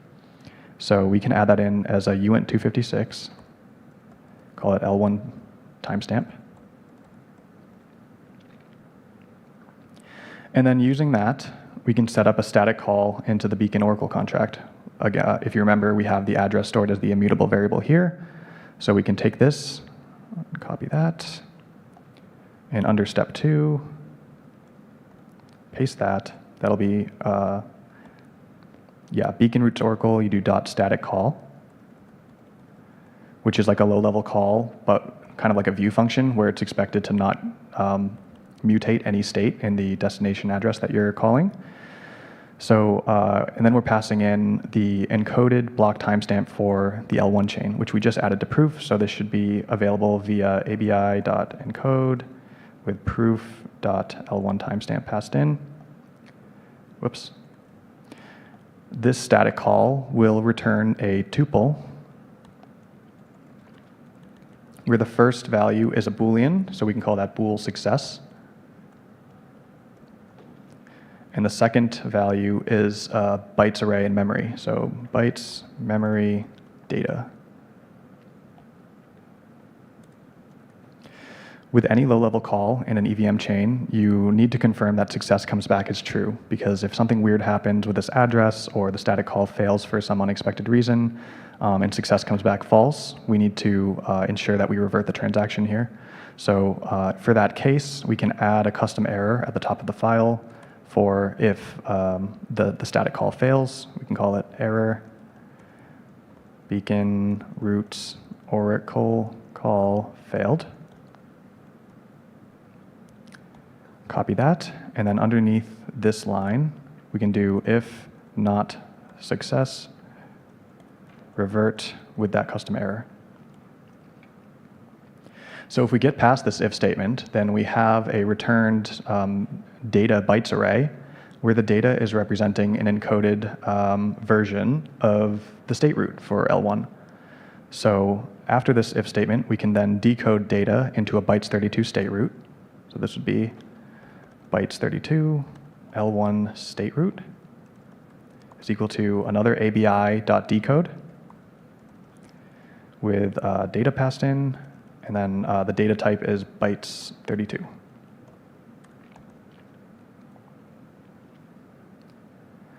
Okay, so that should do it for step 2. So at this point, we have an L1 state root that we can then use in a storage proof to verify something about the state of L1.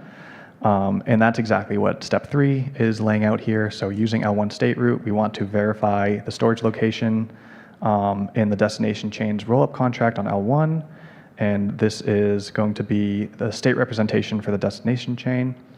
So in order to get some more context for how that should work, let's take a look at the rollup contract, because that's where the destination chain will be posting its state representation.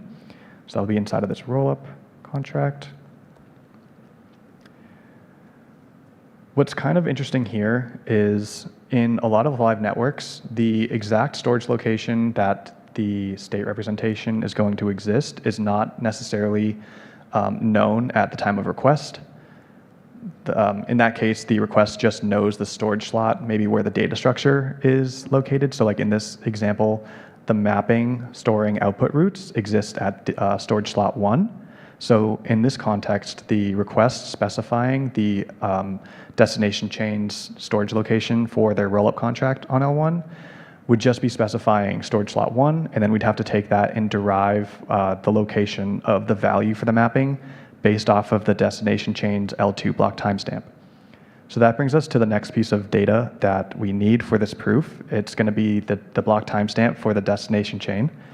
So we can add that as another uint256 instead of the proof.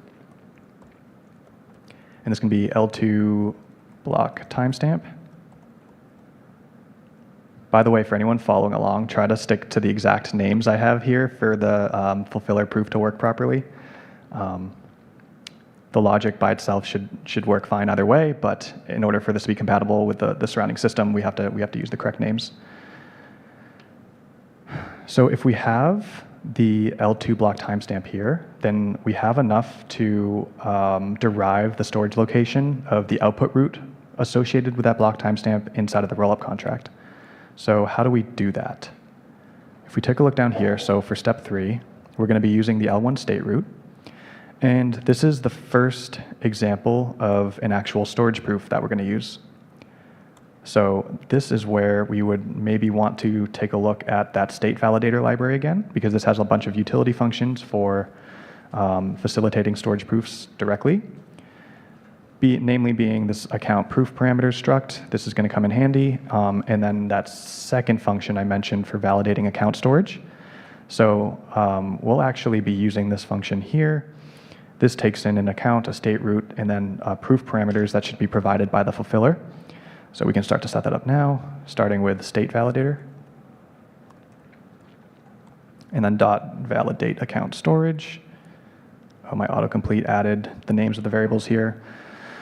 So for the account, what's the account here? This is the rollup contract for the destination chain. And if you remember from the structs file that I walked through at the beginning, one of the fields that is specified by the requester is this L2 Oracle address, and this is exactly the account that we care about for this first storage proof. So we can pass that in here. This is going to come from request, which is being passed in. So this will be request.L2 Oracle for the account. The state route is the L1 state route that we just decoded here, so we can use this for state route. And then the account proof parameters, this is this account proof parameters struct inside of the state validator. This is going to be supplied by the off-chain fulfiller. So this is the next piece of information we need in our proof struct. So if we copy this, add it as a third argument in the proof struct, or third field.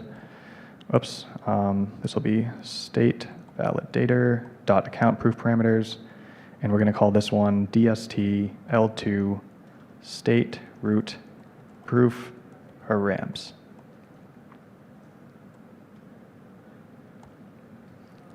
So then we can copy that variable name, and this will be the last argument passed into our validate account storage function. So this will be proof dot, and then that copied field name.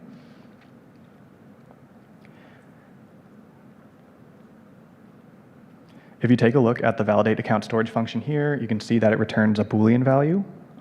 So we need to ensure that the Boolean value returned is true. So we can capture that in a local variable here. We can call it bool is valid L1 state is equal to the state validator dot validate account storage. And then for when it's not a valid L1 state, we can define a custom error up here. This will be error invalid L1 state. Copy that. And then if not is valid L1 state, we'll revert with that custom error. And there we go. All right, so what we have happening here is after this step, we should have a verified storage location in L1. To jog your memory on the params that are being passed in by the fulfiller, there is something kind of fishy happening with the way we currently have it set up. these account proof parameters specify an exact storage location and expected value. So if this checks out and returns true, it means we've successfully validated that location. But what if that location's the wrong location? Like, what if it's not the state representation for the destination chain? That would be a problem. So this is where we'd want to override the storage key. We could either derive what it should be and confirm that it's equivalent, or we could override it. For this example, we'll override it, but maybe there's a subtle gas optimization one way over the other. But for starters, we'll want to create a helper function for deriving what the L1 storage key should be.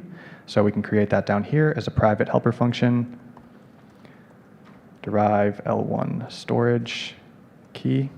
This will be private, pure, returns bytes memory. Because as you see up here, the storage key is a byte string, not a bytes 32 or anything. So yeah, so this is the storage key of where the state representation should be in the rollup contract on L1. So we can take a look at this rollup contract again to see how that storage layout is set up. We have a mapping located at the first storage slot, which likely is going to be the, inside of the structs file, this likely is going to be the L2 Oracle storage key. So I would expect this to be the bytes 32 representation of the number 1.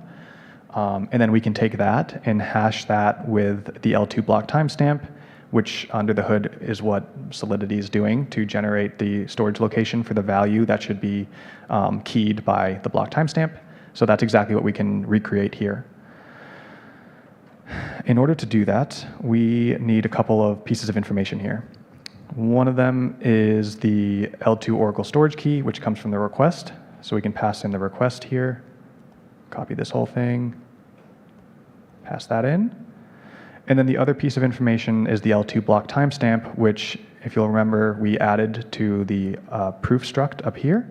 So we can pass that in as well. So if we copy this declaration, we can paste that here as a second input argument.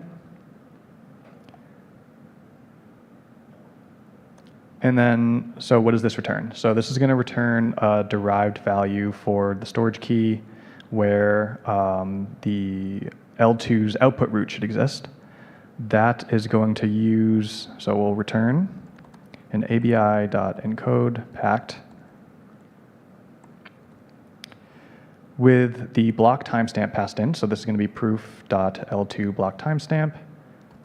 And then the storage key location. So then it's going to be request.l2 Oracle storage key. So this concatenates them together into a single bytes array. We now need to hash this to generate the storage key. So we'll wrap that whole thing in a catch-act 256 hash function.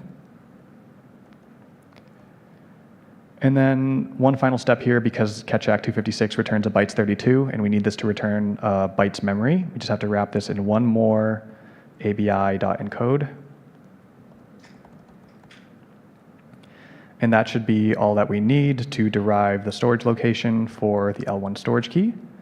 So now we can close these and then use this function to overwrite the storage key that gets passed into this validation step. So this will be proof.dst L2 state root proof params dot storage key is equal to derive L1 storage key, where we pass in the two input parameters of request and proof.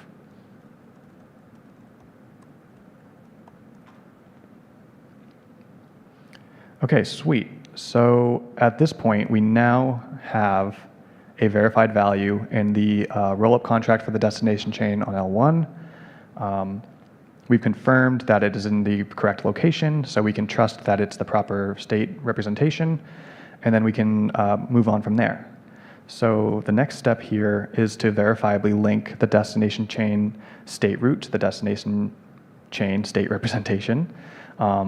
If the destination chain is directly posting their state root, this is unnecessary. We just need to make sure that we have a verified state root here. So in this example, because we're not directly posting that, it's a hash of block timestamp and state root. We need to recreate what this output root should be. So We can rederive that with a bytes32 for a local variable. Bytes32. This will be derived L2 output root is equal to Ketchak 256. And what gets passed in here? We're basically just recreating this line over here in the rollup contract. So this is going to be an ABI.encode_pact. And inside of the ABI.encode_pact, we want to pass in the block timestamp and a state root. But at this point, we don't have a state root to use, so that would be now's the perfect time to add that as the next field in our RIP 7755 proof struct. We would expect the fulfiller in this case to supply what the destination chain's state root is, and then we can use that to rederive the state representation that was verified using the first storage proof, and if they're equivalent, then we can trust the passed in L2 state root. So this will be a bytes32, L2 state root. And we need to pass these arguments in the same order that they're passed in over here. So we'd start with the L2 block timestamp. So this will be L2 block timestamp. And then we'd want to pass in the state root. So proof.L2 state root. Okay. So now at this point, we have a rederived output root for the destination chain. In the case that this doesn't equal the value we just verified, we'll create another custom error for that to revert in that case. So we can call that an error invalid L2 state root. Copy that. And then we need to compare this to the storage value that we verified in this step.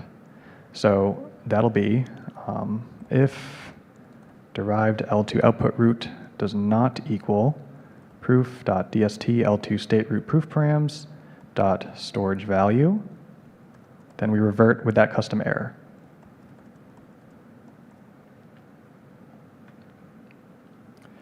And this is yelling at me because the storage value is a bytes string, and this is a bytes32.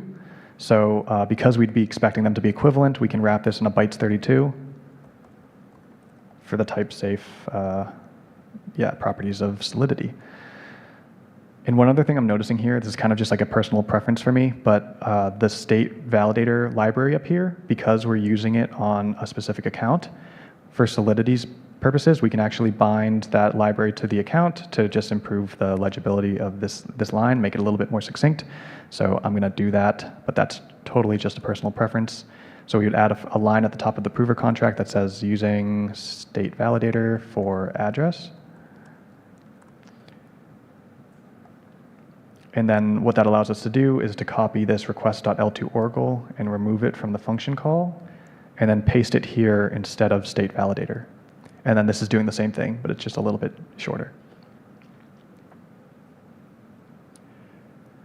Okay, so at this point, we have a verified destination chain stored or state root. Now we can use that to basically redo step 3, but now the account we care about is the inbox contract on the destination chain. So what that's going to look like is a bool is valid L2 state is equal to, and then to jog your memory again on the structure of a request, we actually have the inbox contract being defined by the user when they submit the request. So this address is going to be the address that we're verifying state against. So this will be request.inboxcontract.verify, what's it called again? Oh, validate account storage. And in here, we need to pass in a state root and another instance of the proof params.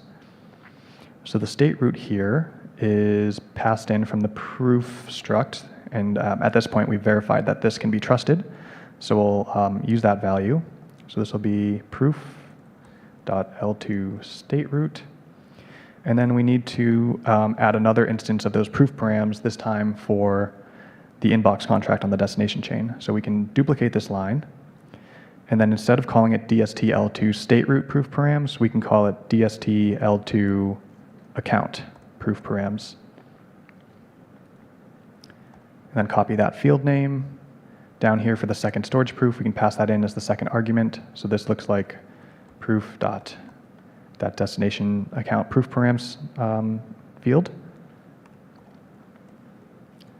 And then for the case, again, where is valid L2 state comes back false, we need a custom error to throw as a reversion in that case. So we can define that up here. Error invalid L2 state. Copy that. And this will be, so if not is valid L2 state, revert with that custom error. Cool. And then so if you remember from the first storage proof, we had an issue trusting the storage key that gets passed in from the fulfiller. You can assume that we have the same issue in the second storage proof, and we do.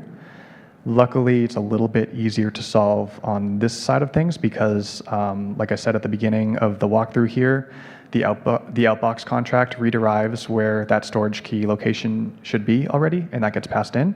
So we can just reassign the storage key value with this passed in inbox contract storage key. We'll do that above step 5. So this will be proof.dst L2 account proof params this time, dot storage key is equal to inbox contract storage key. And what that's going to do is ensure that we're verifying against the correct storage location where the execution receipt should exist on the inbox contract on the destination chain. So at this point, we have a fully verifiable proof. The last step is we just have to confirm that finality delay seconds is not still in progress. We have the receipt being passed in here, so we can use that for this check. And for when it is still in progress, we can add a custom error at the top. This will be our last error. So this will be error, finality, delay, seconds in progress. Copy that. And then down here at the bottom of this function, if fulfillment info dot timestamp plus request dot finality delay seconds is greater than, if you'll remember, for the proof, we defined the L2 block timestamp up here. This is exactly what we need to use for this timestamp-based protection. So we can do proof.L2 block timestamp. If the timestamp at which it was submitted plus the configured finality delay seconds is greater than the time that we're using for this proof, then we can't accept this proof because finality delay seconds is still in progress. So that's what this line is doing. So we'd revert with that new custom error, finality delay seconds in progress. And then cool, that's all of our steps. But there is one final piece of data connection that we're forgetting here. And that is stemming because of, we've confirmed a specific storage location in the inbox contract on the destination chain, and then we confirmed a passed-in receipt satisfies that finality delay seconds requirement, but we did not confirm that that receipt that we're using for this final check is the same value as the one that we just verified. So we need to make sure that the storage value for the second storage proof is equal to the encoded execution receipt that we're using for this timestamp check in the last step. And so that represents the final piece that we still have to set up to secure this thing. We can set up the encoding of the fulfillment info struct as a separate private helper function. So this will be, what do we want to call that? Encode. Fulfillment info.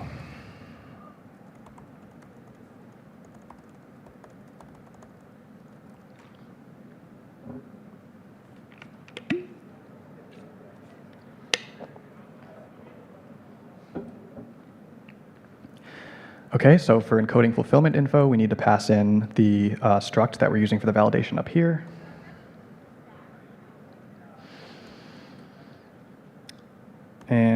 inside of this, it's a simple ABI.encode pact. So return ABI.encode pact, whoops, with fulfillment info dot filler, and then fulfillment info dot timestamp passed in. This is because of the struct packing rules and Solidity storage. We have to custom encode this struct here. If I show you the definition of the struct in the inbox contract again, we see that it has two fields, timestamp and filler. The timestamp is a uint96 and the filler is an address, so this can get packed into a single uint 256 slot. But the way that it gets packed, or the ordering that it gets packed, is in the order of the defined fields, and it packs them into the lowest value bits first. So the timestamp actually ends up on the right side of the storage slot, and then the filler's on the left. So in order to recreate that alignment, we have to use an ABI.encode pact here instead of where we pass in like the fields in reverse order, instead of just doing ABI.encode and passing in the entire struct. We would have it in reverse order in that case. So using this function now, we can override the storage value for this final storage proof. So this will be proof.dst L2 account proof params.storage value is equal to encode fulfillment info, and we pass in fulfillment info.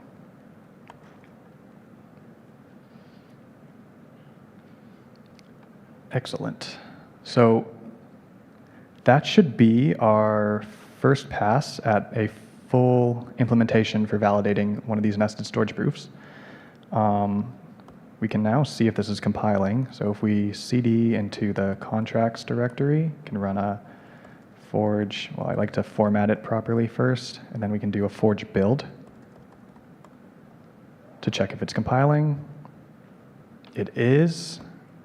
So now to check this, I have a test file in here with mock data from a working system. It's commented out just to prevent compiler issues with the initial structure of the project, so we can uncomment this and run a forge test to make sure that we did implement that properly. It'll recompile this test file, and then, okay, cool, it's passing.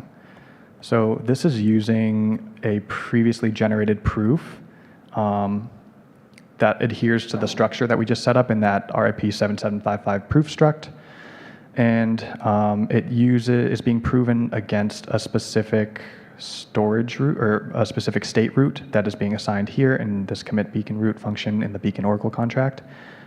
So because this is passing, it's a good sign that our implementation is working properly. So that wraps up the on-chain implementation piece. At this point, we should be good to take a step into the off-chain world and look at the integration for this NFT minting site.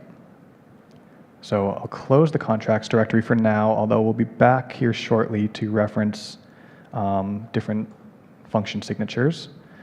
Inside of the services directory, we care about this demo directory. So if we take a look in here, a brief walkthrough, it's literally just like a backend server script to run. It's going to just tell you what it's doing.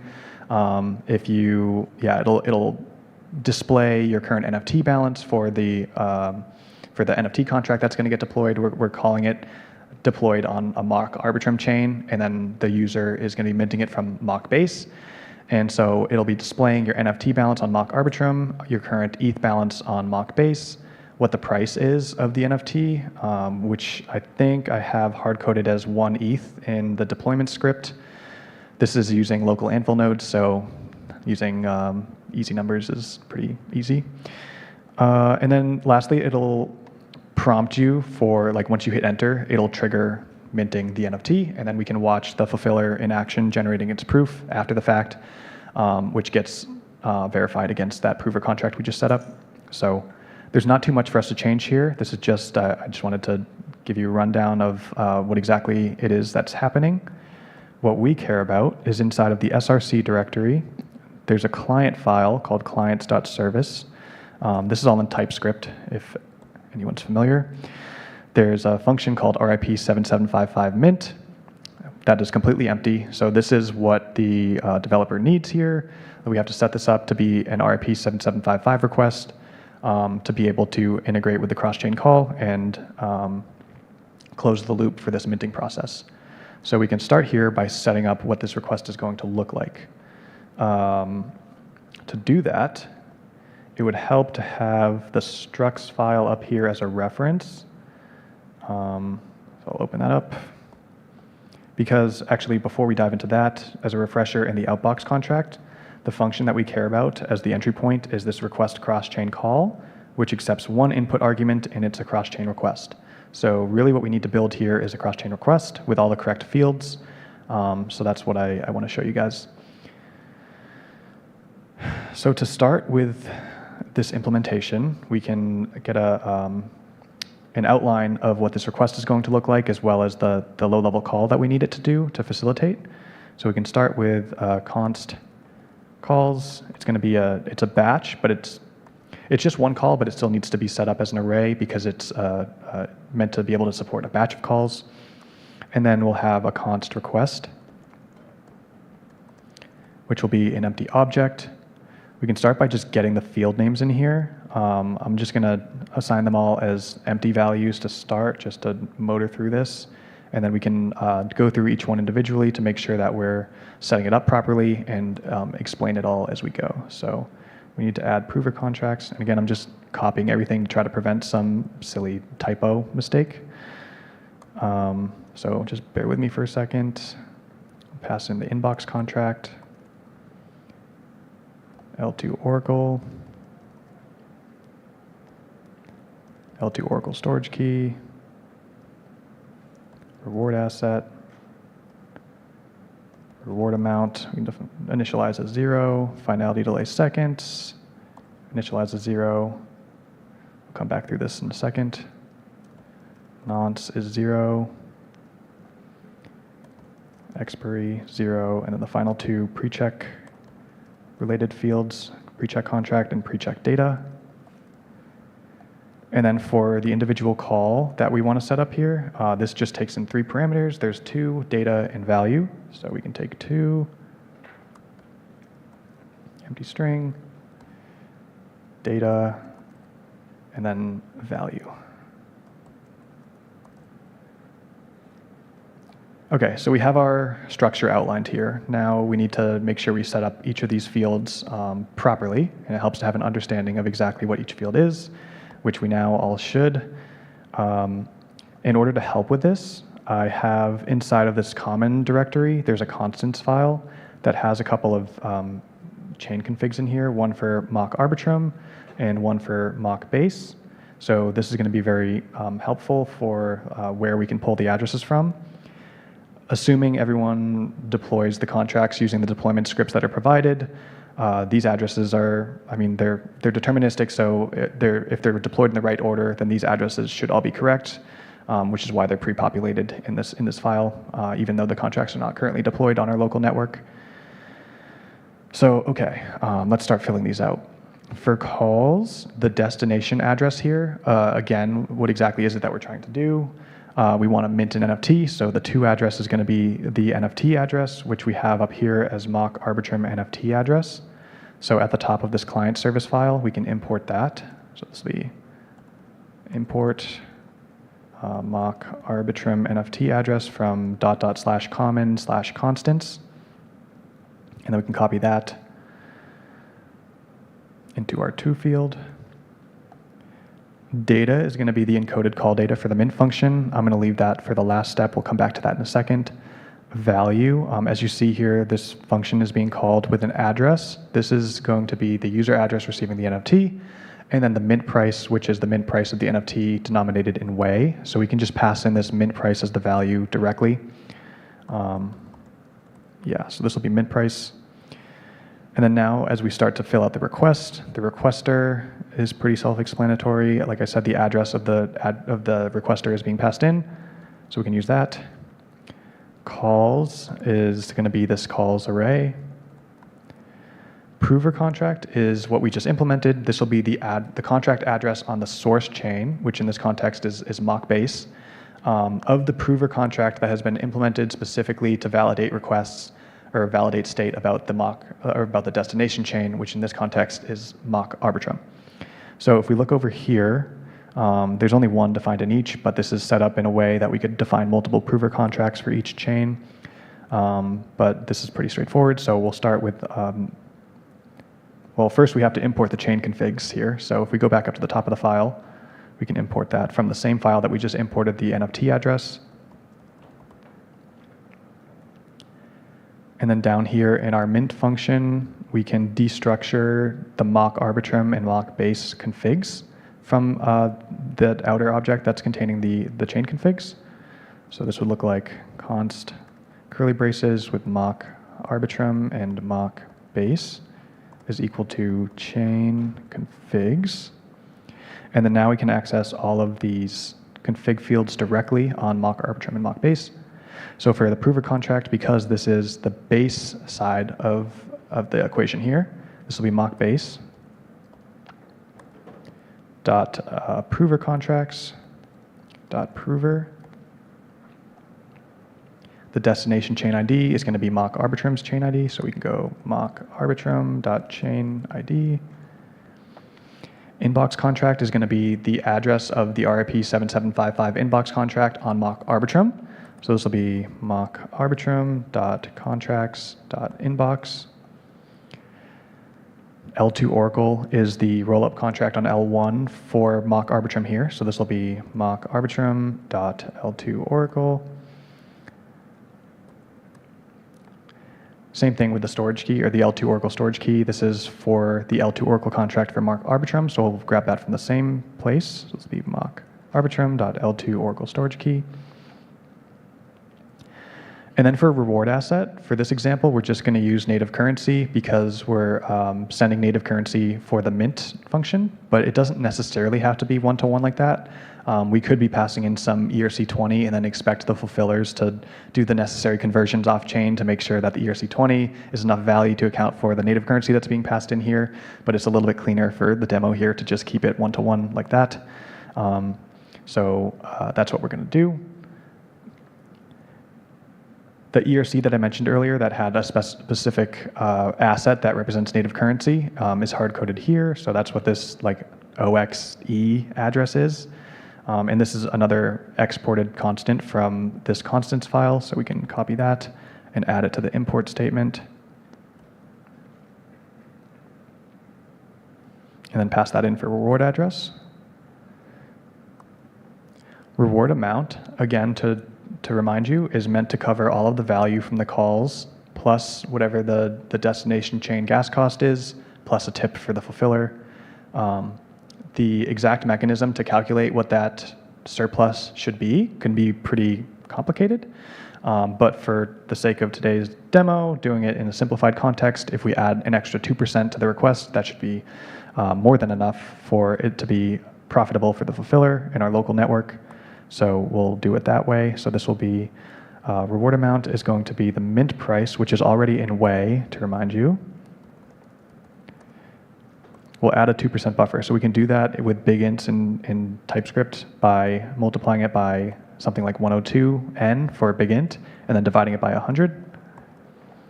This results in the mint price having 2% added to it. All right, so then for finality delay seconds, in a live network, this will likely be something on the order of days to a week to ensure protection against reorgs on the destination chain. Because this is a self-contained system that is going to run locally on your machine, we have the flexibility and the freedom to make this really short. And because I want this to be a responsive demo and for us to see everything happening in real time, we'll make it just 10 seconds. So what this is going to result in is like a 10 to 15 second delay after the request is submitted before we'll see the fulfiller actually generate the proof and claim their reward. Nonce doesn't matter because that's going to get overwritten in the outbox contract. It's just like a canonically incrementing nonce for every request. Expiry doesn't really matter too much for this demo. We can, if you see over here in the constants file, we have a 1 week constant. We can just add 1 week to the current block timestamp.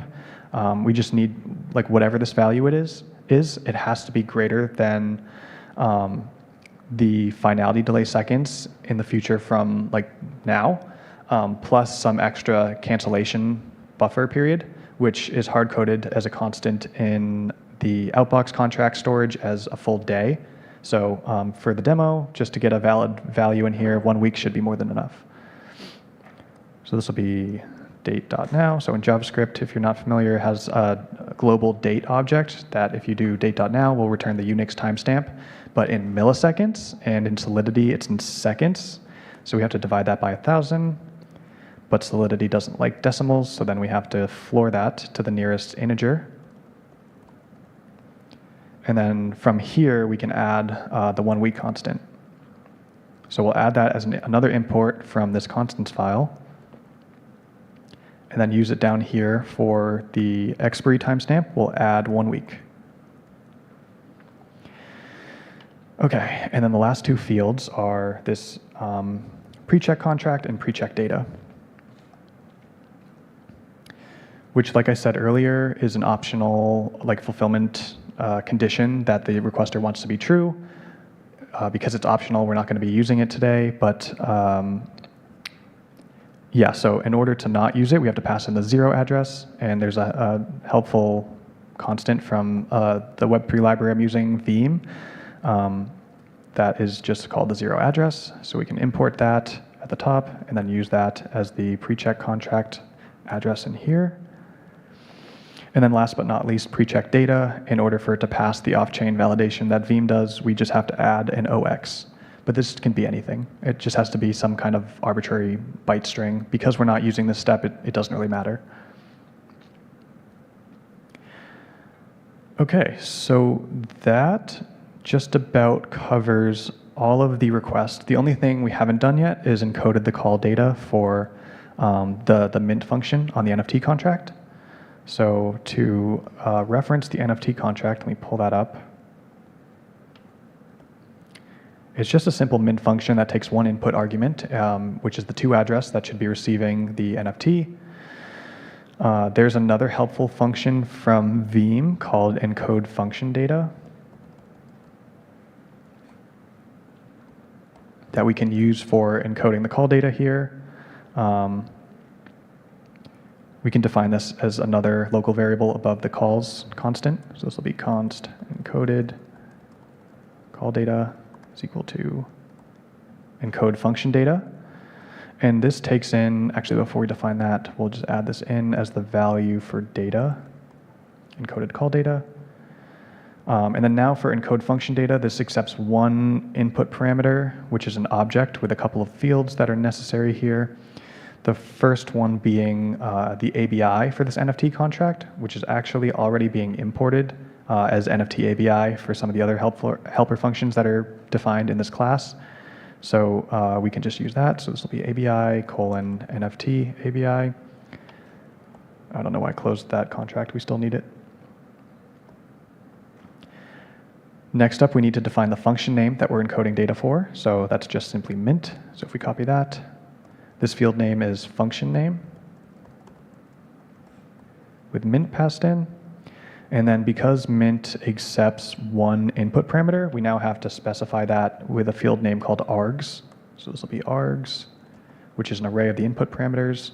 And in this context, it's just the to address, which is passed in here as address.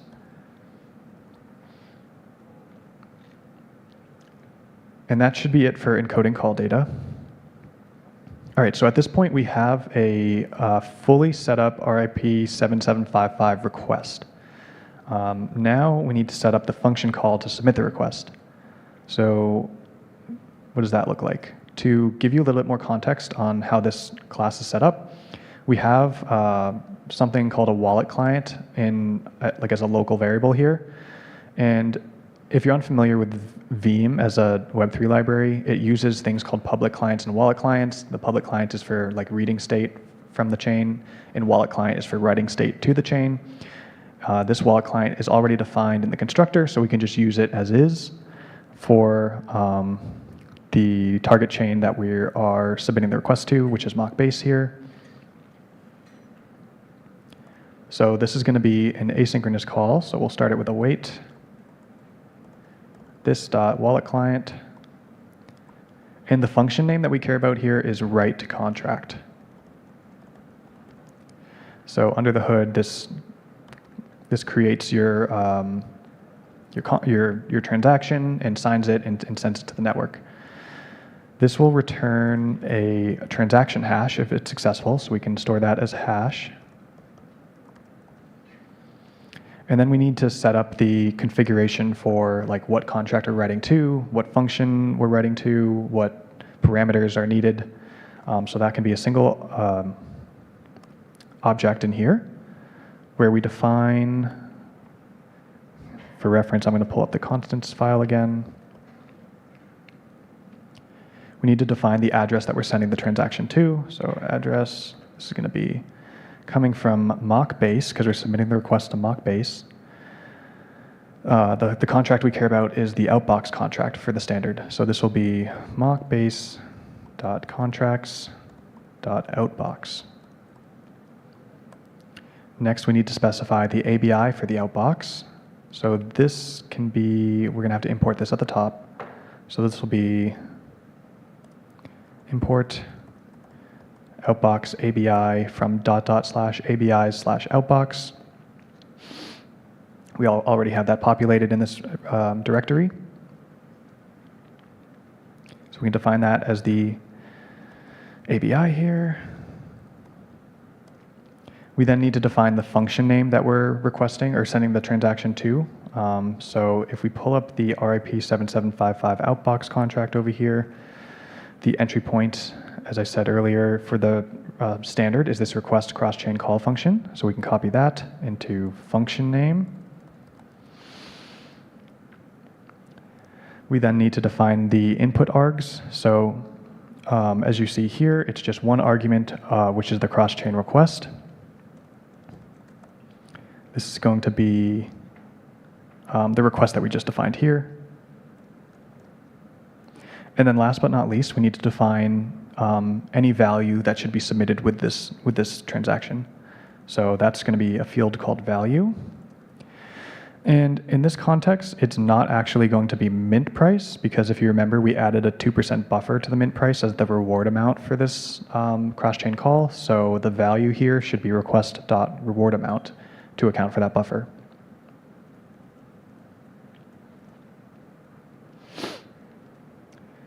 And that should be it for setting up the contract send. The last piece here is using a public client from Veeam. We can wait for a transaction receipt to make sure that the request is confirmed, or the transaction is confirmed. So we can do that with another await call.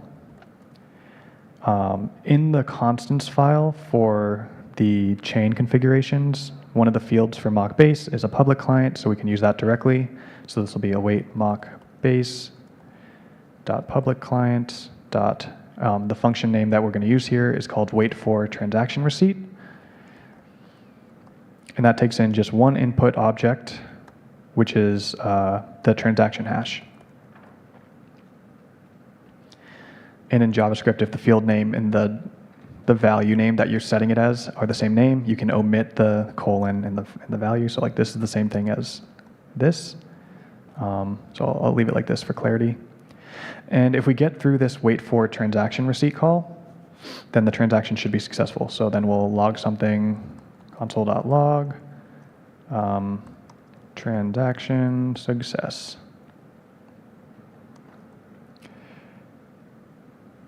Okay, so that should be our full request. It's pretty straightforward. I just wanted to kind of give you a walkthrough on all the different field names and how they should be assigned and what the values mean and like how they're fitting together. This should be enough in place to run the system end to end. So if we take a look in the root of the directory, the root README here, there's a list of commands for spinning up all of the infra here to deploy the contracts on top of, and all of the services that are needed to get everything to work together. So we can start by running these commands. The first thing we need to do is spin up our local chains. So if we open new terminals that are each at the root of the project, we can open 3 in split screen side by side. and this is going to be meant to represent the mock L1 and then the two mock L2 chains. So we can start that with, there's a make file defining all these commands if you want to see what they're actually doing under the hood. We can run make start mock L1 in the first terminal. So this is like our mock L1 chain. We can then run make start mock base. So it'll be our mock base chain in the middle. And then lastly, we can do make start mock arbitrum to run our mock arbitrum chain in the terminal on the right here. So now with these three chains running, we have our local chains running so we can deploy our contracts on top of them. There's another make file command set up for deploying the contracts in the correct order that is required by the off-chain services here. So we can open a new terminal. The three blockchains are still running in the background here. I just have a new terminal running on top of them. We can run make setup contracts, and that's going to compile and deploy all of the contracts to the local network. So that'll just take a second. While that's going, we can copy the make start syncer command.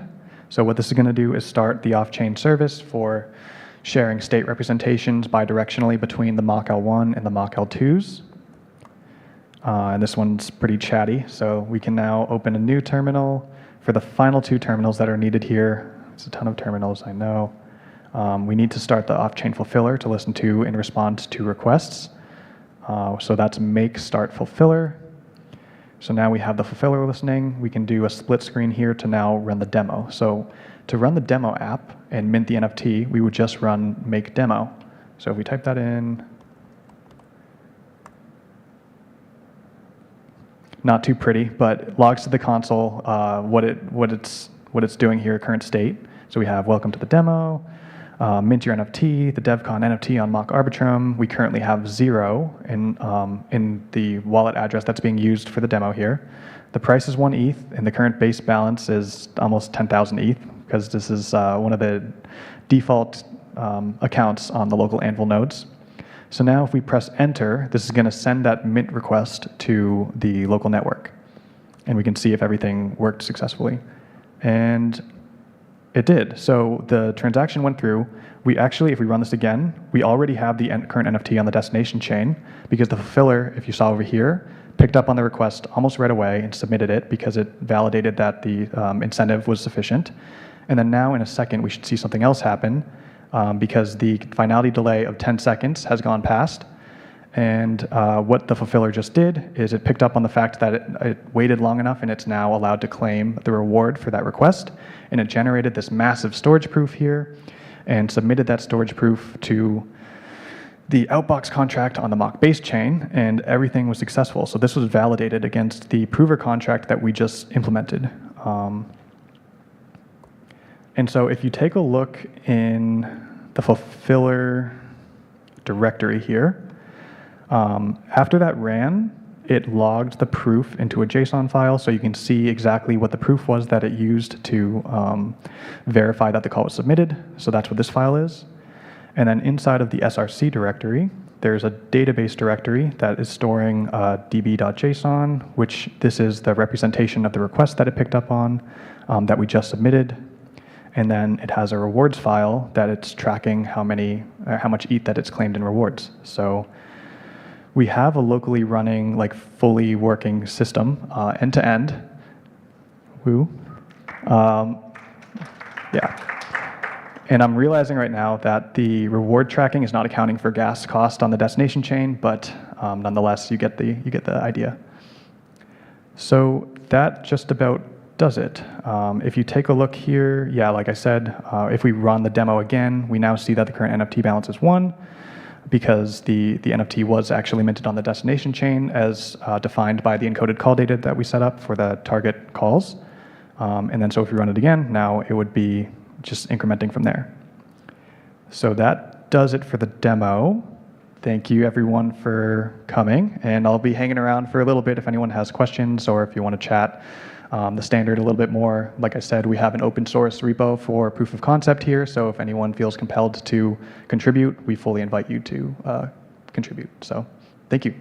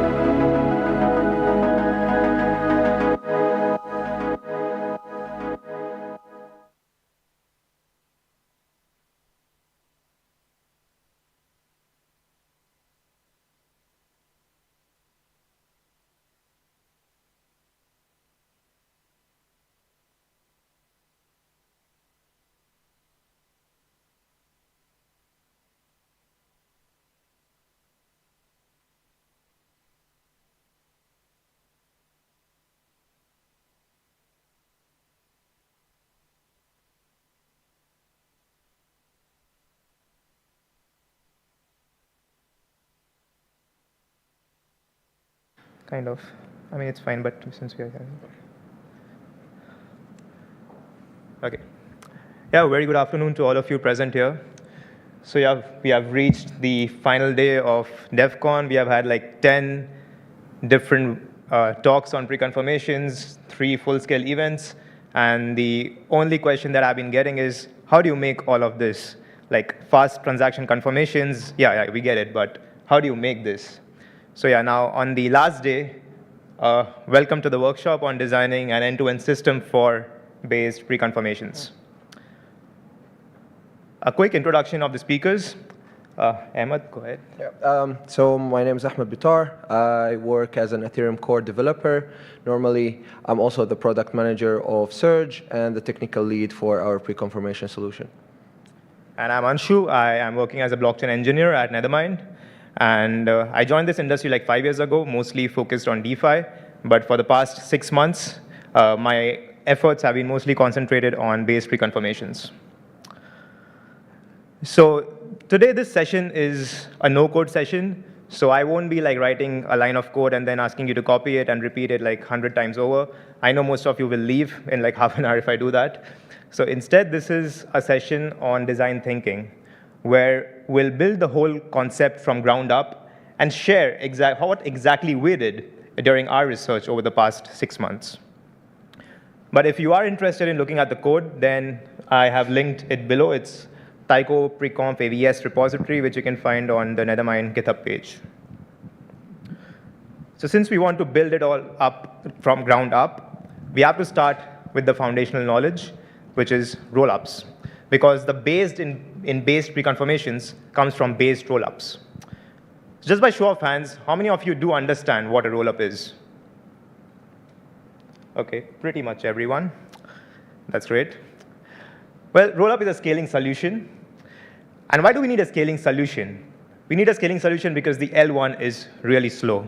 The throughput of L1 is not much. And why exactly is that the case?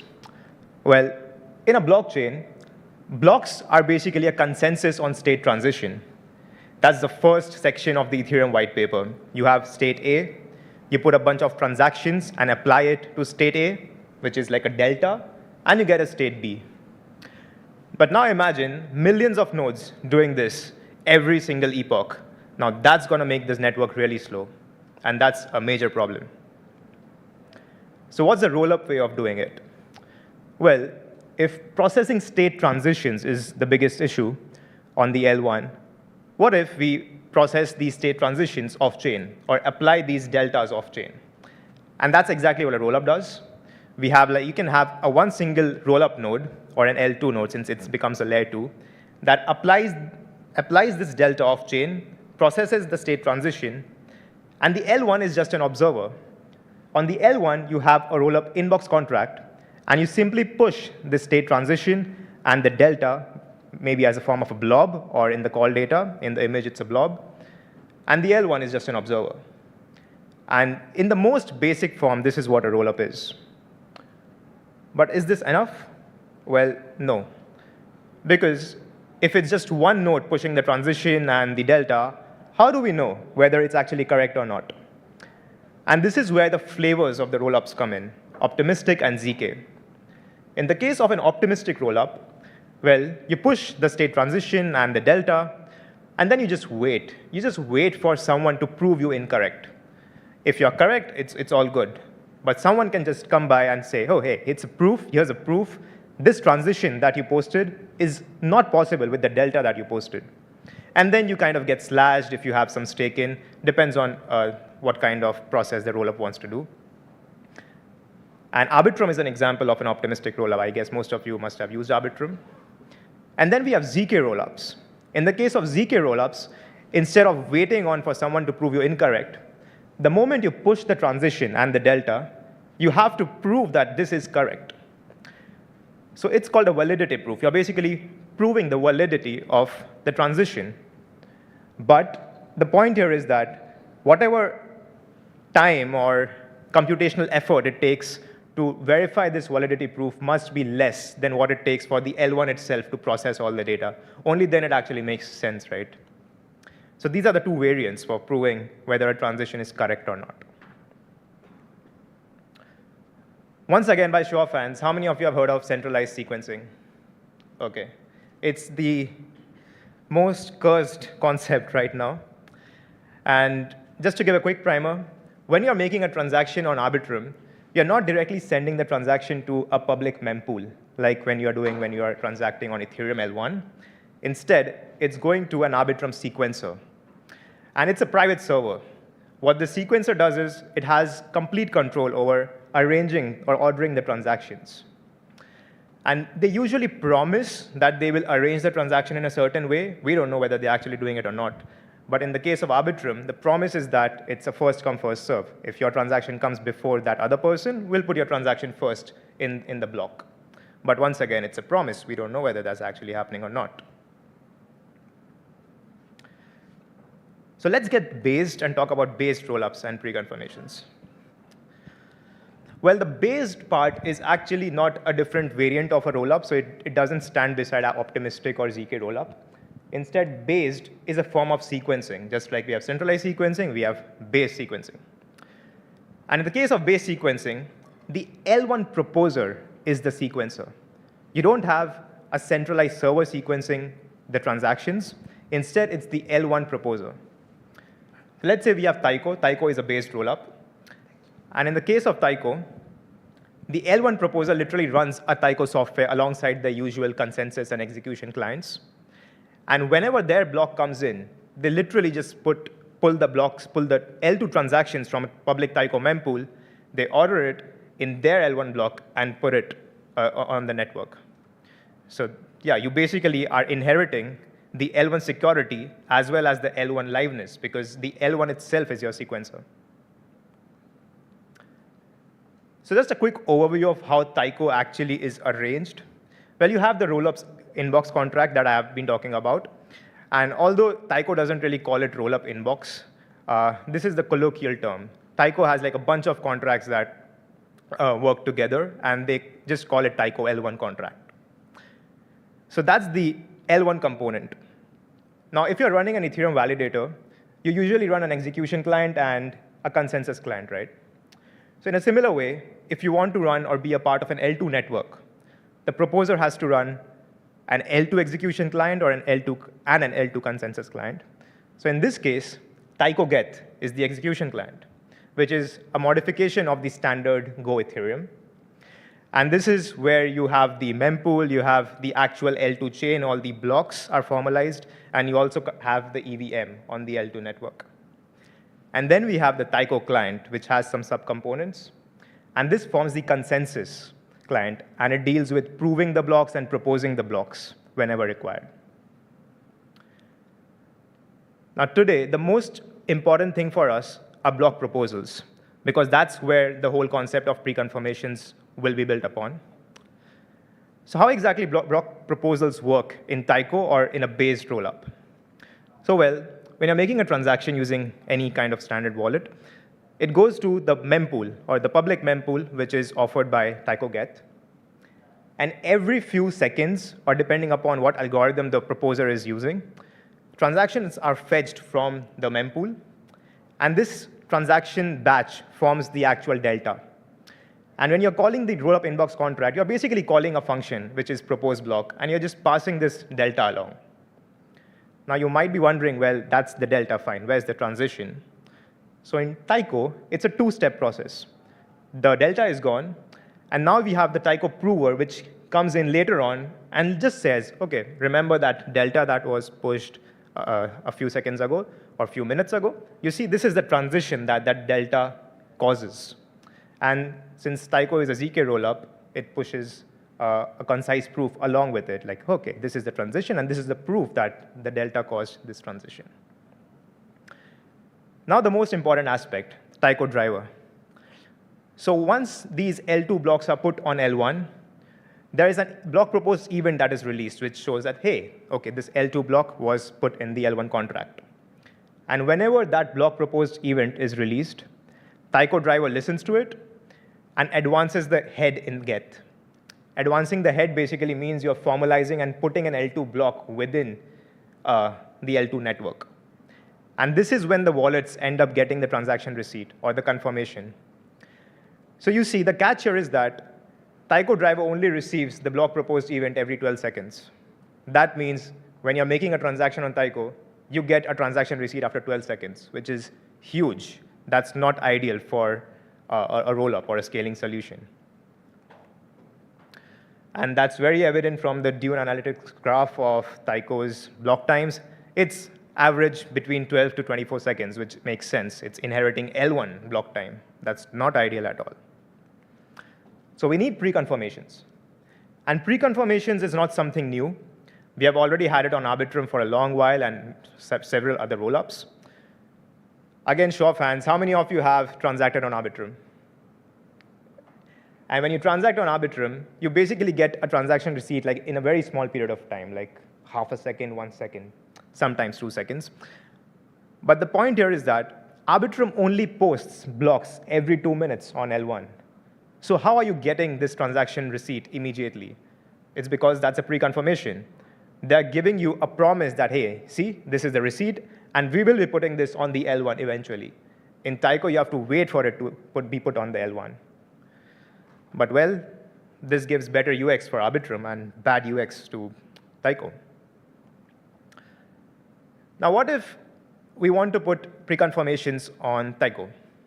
It's really tricky, because in the case of Arbitrum, we have one server, literally one server in one corner of the world, just running, except ordering transactions, providing pre-confirmations, easy. In the case of based rollups, the sequencer is changing every single slot. The proposer changes every single slot. So, well, the sequencer changes every single slot. And then, these days, we don't have the proposer building the blocks. The blocks are actually built via a PBS pipeline, like MEV Boost by Flashbots, where builders build the blocks for you, or for you as the proposer, and then you just propose the block, whichever builder gives you the highest bid, you just take their block and propose it. You don't even have any control over what's in the block. So how exactly will you put in base pre-confirmations with 3 layers of complexity? Well, we have done it, and let's start with the design principles. Maybe a quick round of questions if anyone has any questions. No? Okay. Take it over. All right. Great, thank you. Okay, so the first thing we wanted to do was we wanted to not introduce centralization again. And the way we wanted to, the idea here is that if we wanted to introduce centralization, we wouldn't have built it as a based rollup in the first place. Then how are we going to solve this complex problem? So let me explain how gateways work first. So gateways are basically centralized servers that expose an RPC for the user to be able to provide them the pre-conf.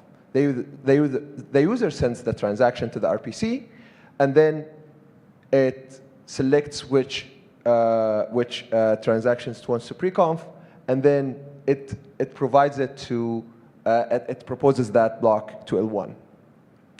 Of course, the confirmation receipt that goes to the user is given like in a matter of milliseconds, between 100 and 200 milliseconds, which is very fast. Of course, the UX is very cool, but the compromise is very high. Now, also, like, there is another concept here in pre-confirmation that is important, which is not all validator has signed up to become pre-confers. And because of this, you sometimes have some validators who have decided to register as a pre-confer and some others that haven't registered. So the gateway can provide pre-confirmation for users, and it not necessarily will push a block, propose a block for the L2 on this slot, but it could potentially push it here. And the way to do this will be explained in a later stage when we talk about forced inclusion lists.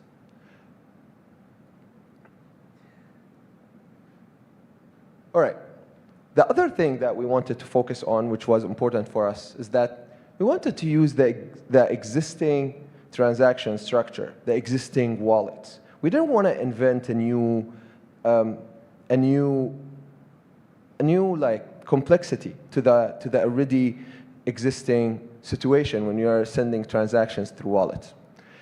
So some suggestions in the pre-config space were like, oh, we should potentially put an inclusion pre-conf fee premium. So like, what are you going to pay the pre-confer so he can provide you with this fast service? And the base fee per gas for that as well. Or, for example, an execution pre-conf, yeah, it's basically very similar to each other. Like, they're all like the same. So what we decided is, no, we're going to choose something that is basic. So we're going to choose the same exact EIP 1559 fields, which is the priority fee. So the priority fee pays for the pre-confirmation, the proposing, and the proving of that transaction. And the user does not have to worry about all of these complex things, other things. Okay. It's not moving. Okay. All right, so I'll start now explaining what we designed. So in Tycho, like explained, we have the Tycho client, and we also have Tycho get. In Tycho also we have, before we come to these, we have the contract that receives the block proposals. And so what we did is we added something we call a pre-config node. And that sits between the proposer and the contracts. And we added some contracts. One contract is the pre-confirmation service contract that basically receives the blocks that are coming from the pre-confer. And also, we added a re or staking contract that will basically allow the proposers to register as a pre-confer.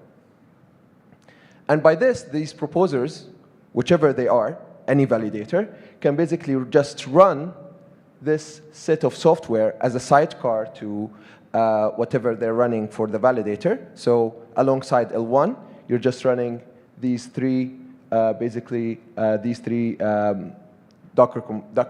images, Docker containers, and then you are able to pre-conf transactions when your slot is up. So how does this exactly work? So we have a loop that happens every 3 seconds. When you are chosen as the pre-confer for the upcoming slot, what happens is that you as a pre-config node will fetch the transactions every 3 seconds from the Tycho proposer, which will basically fetch them from Tycho get. The user will have sent this transaction to the mempool, so there is no centralizing aspect here. You don't have to connect to a specific endpoint to send the transaction. And every 3 seconds, the pre-confer will sign this batch of transactions that it has received from the Tycho proposer, and then broadcast it to other pre-confers through P2P. Oops. Okay.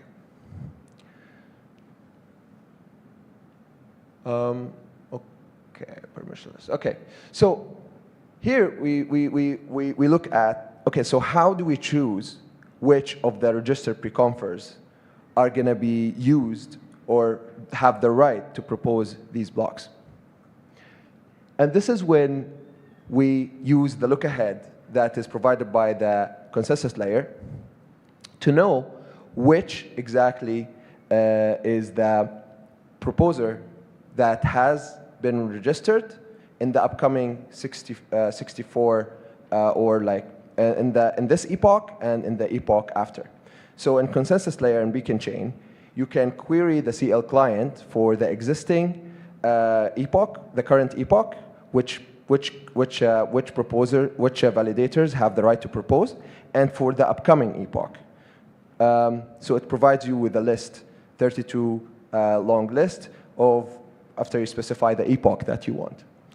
And so basically what we did is that we made the pre-conf node fetch this list from the CL client and push it to the pre-confirmation service.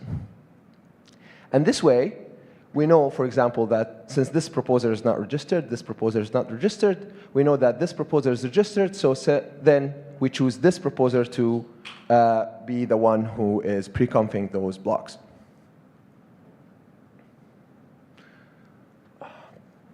This thing doesn't always work. It's just, OK. So then there is like, with any system, you have to have incentive to act correctly. Some systems depend on only rewarding good behavior. Some systems depend on punishing bad behavior. Most systems, or a lot of systems, depend on doing both. So in this case, the pre-confer gets the pre-confirmation fees and the proposing fees. In return, he needs to pre-conf and provide good information and honor the pre-confirmations that he gave to the users. The way we check that is that in the case, the pre-confer node reveals the signed malicious pre-confirmation.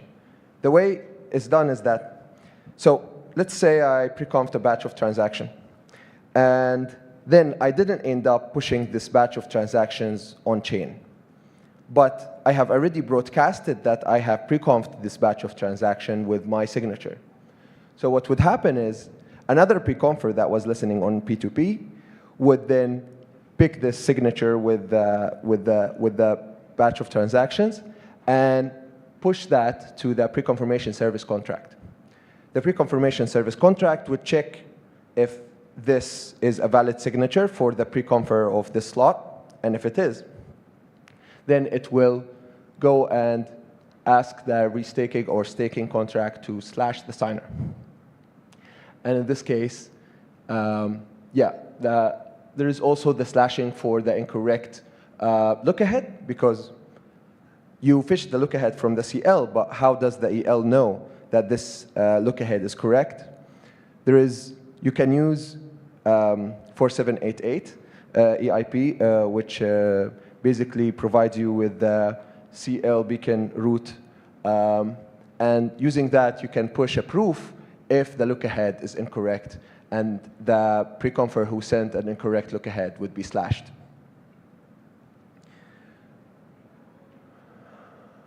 Okay. So before I move on, if you guys have any questions, it's good to have them now. So yeah, please go ahead. I have two questions. First one is based on, I'm not familiar with 4788, but could you not also prove that, like, can it only prove that the look-ahead is true? Yeah, so the thing about 4788 is that it provides you with the beacon root of the parent block and not the current block. And because of this, when the look-ahead is pushed, I cannot, in that moment, verify its correctness. But after one single block, I can, with the proof, using 4788, make sure that if it's not correct, that it is not. So this is why we opted for this. In the case that it was possible to verify, we would have potentially opted for pushing the proof with the look-ahead. The problem with that normally entails that you would pay more because the proof needs to be verified on chain in every single submission. Whereas if you do it in a fraud-proof manner, only when someone is acting maliciously that you need to do this. So the cost drops dramatically. And there is precautions to this. So whoever is submitting the look-ahead will get rewarded. Submitting the proof, the fraud proof for the look-ahead will get rewarded for this by the slashing of the other pre-confer. Other questions? Yeah. Yeah, could you go back to the slide where there was slots where there was someone doing the pre-confs and one wasn't? OK, let me try to make this work somehow. OK. Work, please. OK, no. OK. Yeah, over here. Sure. Well, not this slide. It was one where there was a slot where there was someone up there and there wasn't. I was wondering I mean, here, this one is not opted in, and this one is. So, for example, if I take pre-confirmations from someone who's 2 slots ahead, right? Yeah. How can they provide reliable stake commitments where the stake could possibly affect that commitment in the previous proposals? Okay. So this is probably not mentioned in this presentation, which is a problem, but hey, sorry. Basically, based rollups depend on giving the user the ability to always push transactions on the L1 with permissionlessly. Okay, and that means that there is no one who could prevent the user from pushing a transaction that could invalidate future transactions that have been pre-confed, that will be pushed later, that have been pre-confed. And this leads to execution pre-confs not being able to be provided. And the only solution that we have to that is delayed inbox. So pre-confers are able to push directly to the Tyco smart contract to propose blocks, whereas normal users who don't want to use the pre-confing system that is built and want to push directly to avoid potentially censorship by the pre-confer, even though this is a decentralized solution, it could potentially have some type of censorship. So if they push their transaction to this delayed inbox, what happens is that we wait for the pre-confirmations to land, and then we include those transactions that have been pushed by the user. So in this instance, just to be clear, any transactions that come in this slot will go to the queue and will not be proposed. No, it will not be denied. It will go to the queue. Yeah, delayed, yes. It will be delayed till after the pre-confer has pushed his pre-confirmations, and then it will be included. What if my pre-confirmation is dependent on L1 state, which is like a really nice component of base rollups? Yeah, no. I could affect the pre-confirmation with interacting with L1 as opposed to... Yes, so if we engage composability in here, then it could, yes, any L1 state change could potentially affect this L2 transaction that depends on it. And this is not a problem that the solution is trying to solve, unfortunately. So just like an edge case? Yeah, I don't think like, as of now, there is, potentially there's some people working on this, but I'm not aware of any solution to this particular problem. This is a very good question. Thank you, sir. Any other questions? Yeah, go ahead. Does this require that at least one pre-confer is however the next look ahead? Or, Yeah, so I think this might be talked about in a later stage, so I'm not going to touch on it more. But there is a way for choosing a random pre-confer in the case that there isn't a pre-confer available for the next 64 block slots. Any other questions? Yeah, go ahead. Could you touch on more about so I'm viewing the pre-conf gateway as like a subset of the P2P layer that's exclusive for pre-confers, and that's how they interact. This immediately sounds like a loosely coupled system to me off the bat. Do you feel like there's consensus required here to agree on pre-confirmation state? Like what happens if the proposer needs to fall back to another? Like could you unpack gateway for me? The gateway. Okay. So the gateway basically buys the right from the proposers that have registered at pre-confers to propose at a certain slot. Do they need to agree on, like, for example, the tip the user's providing?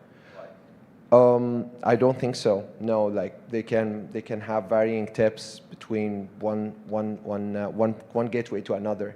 The problem is that with gateways is that the gateways will have to compete in the beginning. We might have a couple of gateways out there. The problem with that is that people normally end up converging into a couple of gateways that then would have a monopoly. So like 2 or 1 gateway that would then be dominating. Because the idea here is that if a gateway cannot secure validators or proposers that are willing to sell the gateway their right to propose these Tyco transactions, the gateway cannot operate. Would there ever be an instance where pre-confirmations are built Yeah. So you do, and that's why we have the P2P. I'll explain that in this slide. So when we said here, sorry, this thing is not that. Okay, yeah, so when we said that the pre-conf node every 3 seconds batches a transaction, takes a batch of transaction and signs it, and then it broadcasts the signed pre-conf blocks on P2P. This is important because anyone who's listening can do a bunch of things. First, they can advance the head of the Tycho Geth, Yeah. so people can keep up with these pre-confirmation Are you moving blocks. to a safe head there? Sorry? Is it moving just to a safe head? It's not a safe head, no. It's not even a safe head at this point because it's basically a soft head, very soft head. So Because unsafe. as long as it hasn't been proposed on L1, it's not fully safe. I mean, there is financial precautions to the pre-confer if he doesn't obey or honor these pre-confirmations, but software can always fail, or they could potentially have other incentives. So it's a very soft head, but at least you get consistent block times, which is a better user experience than what you get right now. I mean, Anshu said that transactions normally take 12 seconds, and on Tycho, sometimes they take 20 seconds. So there is some kind of extra delay. It's very long time. Any other questions before moving on? Sorry, I just wanted to understand the consensus at the P2P layer that you were describing. So what do you mean, the consensus? So my original question was, if you have pre-confirmations being built upon new pre-confirmations being built upon the state of previous pre-confirmations, how does that like consensus is needed there between two different proposals? So the pre-confer that comes, so let's say that, let's say that all of these are pre-confers. And this one is a pre-confer and has been pushing, it pushed basically 4 blocks. It pre-confed first one, second one, third one, fourth one, and then it basically just went and pushed it to L1. This one would be listening to these pre-confirmation batches on the P2P and would receive them. And it would just wait for a confirmation that they have landed on L1, and then it would start building on top of that. Would the middle one be accepting pre-confirmations before it's been posted to L1? No, because since it's pre-confirmation, depends on the state of what happens in the chain here. So it can't do that. Or it will collect, I mean, it can, but it will collect a bunch of potentially, a bunch of transactions that has been already included, for example. So it would potentially lose that space on the L1 side. And yeah, and also if it does not, if it, for example, pre-confs a bunch of transactions that then already has landed, the execution pre-conf is not honored, that doesn't mean that it will be slashed. It won't be slashed in the system because the inclusion pre-conf is still there, but it will lose that. And if it does not include them, it will be slashed. So in both cases, it's kind of losing something. Of course, non-inclusion makes it lose more. So it would include them even though they're already processed and will be invalid if they're included again, but it won't, at least it won't be slashed. Yeah, so this is the consensus. I mean, this is a problem with also like varying types of pre-confs because you can always, so in the system right now we're trying to build with pre-confirmations is that we're trying to avoid a singular solution to dominate. So there is multiple solutions. So there is the gateway, there is what we're building, and there is multiple ones. So if each one kind of like needs to build on the other one, it needs to wait for the L1, the state of L1 to be updated to start building on top of it. Additionally to that, if a user pushes a transaction directly to L1 without pushing it through a pre-confer, then that also changes the state. So it doesn't make any sense at all to start building pre-confirmations before knowing the exact state on the L1. Yeah. Thank you. Okay, let's hope this marker starts working. Okay. Yeah, so we talked about slashing. Now, so as we said, the pre-confer needs to include and propose these batches of transactions on the L1. But if this validator is selling his right to build the block to through PBS to a builder, it cannot accomplish that because it has no control over the content of that block. And the solution we found to that is that we would modify the ePBS pipeline to accomplish this exact goal. So the pre-conf node would go and tell basically the MEV boost that there is a constraint on the builder and that the builder needs to include a bunch of L2 blocks, which are basically a couple of L1 transactions, or it could be one L1 transaction and their blobs. And it should include them, and that's why and then the PBS relayer would return with, okay, yeah, I can honor that, and they build a block including these transactions at the end, and we propose the L1 block. This is the way that, and currently we're using Bolt's MEV boost because they have that constraint API already implemented, so we didn't want to re-implement the wheel. But of course, there is also commit boost, which can have that Bolt MEV boost module built on it, and you can have it. For more details on those, please search them on Google, commit boost and Bolt MEV boost. Both of them they have open source GitHub repositories that you can look at, and yeah. Pre-confer selection, I think Anshu will take over here. Thank you, sir. Thank you. You want the mic? Yeah, just this one, yeah. Okay, so now you have a good idea of what the overall design looks like. And let's talk about pre-confer selection, because we did speak about how we want the L1 proposer to be the only one who can pre-conf and then propose the L2 blocks in a particular slot. Now, this is actually a very hard problem, even though it doesn't look like, because at Ethereum, we love patching things up, and in the process of patching things up, we develop new problems.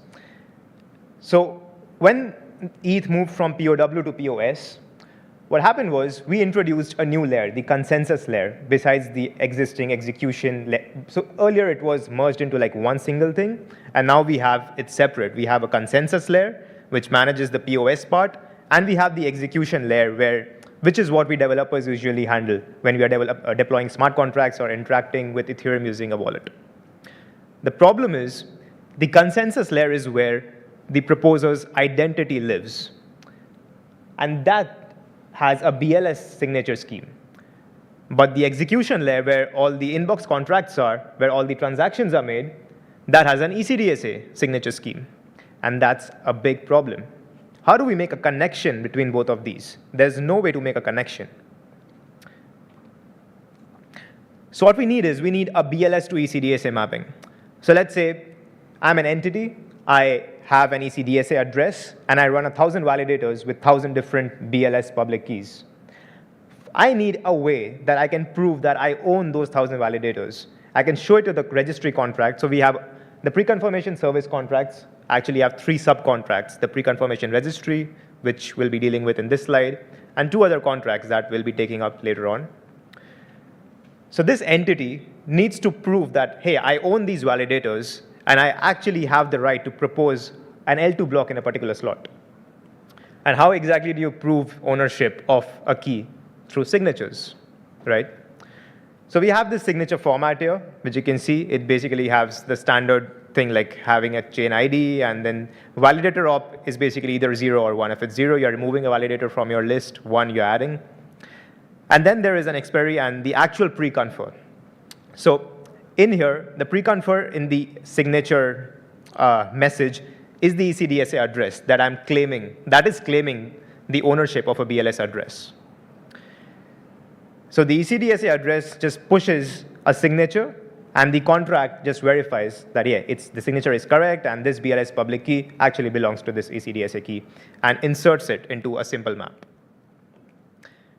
Now, the execution layer has no native way of verifying BLS signatures right now, but very soon in the next upgrade, the Pectra upgrade, a new precompile is being added via EIP 2537. That's where all the discussion has happened.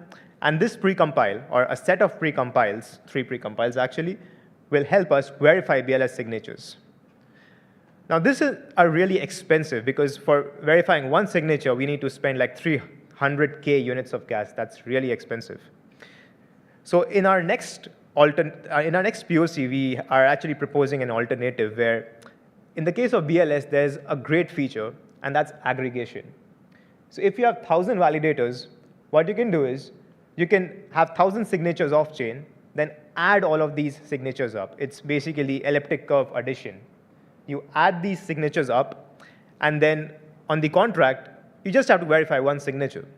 So essentially, you can add, you can put thousands of validators in your registry via just one signature, and just a bit more than 300K gas, which is amazing. And this is what we will potentially be putting in the next version. But yeah, right now it's one-to-one, single address, single signature every single time. So how is this used to construct the look-ahead? Because the BLS look-ahead is absolutely useless that's on the consensus layer. We need an ECDSA look-ahead on the execution layer. So every single time we know that only this ECDSA is supposed to propose. No other ECDSA can propose an L2 block. So in this case, it's kind of simple. The preconf node has the logic. The preconf node can take a look at the consensus layer because the preconf node has the view of both the execution layer and the consensus layer. So the preconf node pulls all the proposers from the consensus layer for the next epoch. Then it fetches the associated ECDSA key from the pre-confirmation registry because we have the BLS to ECDSA mapping there. And it just matches it. OK, this BLS for the next slot belongs to this ECDSA. This one belongs to this. And it creates the entire look-ahead. Now, in our design, we have assigned the duty to push the look-ahead, of pushing the look-ahead, to the first pre-confer of every epoch. So the first pre-confer of current epoch will be pushing the look-ahead for the next epoch. And they are basically bounded by this duty. They must do it.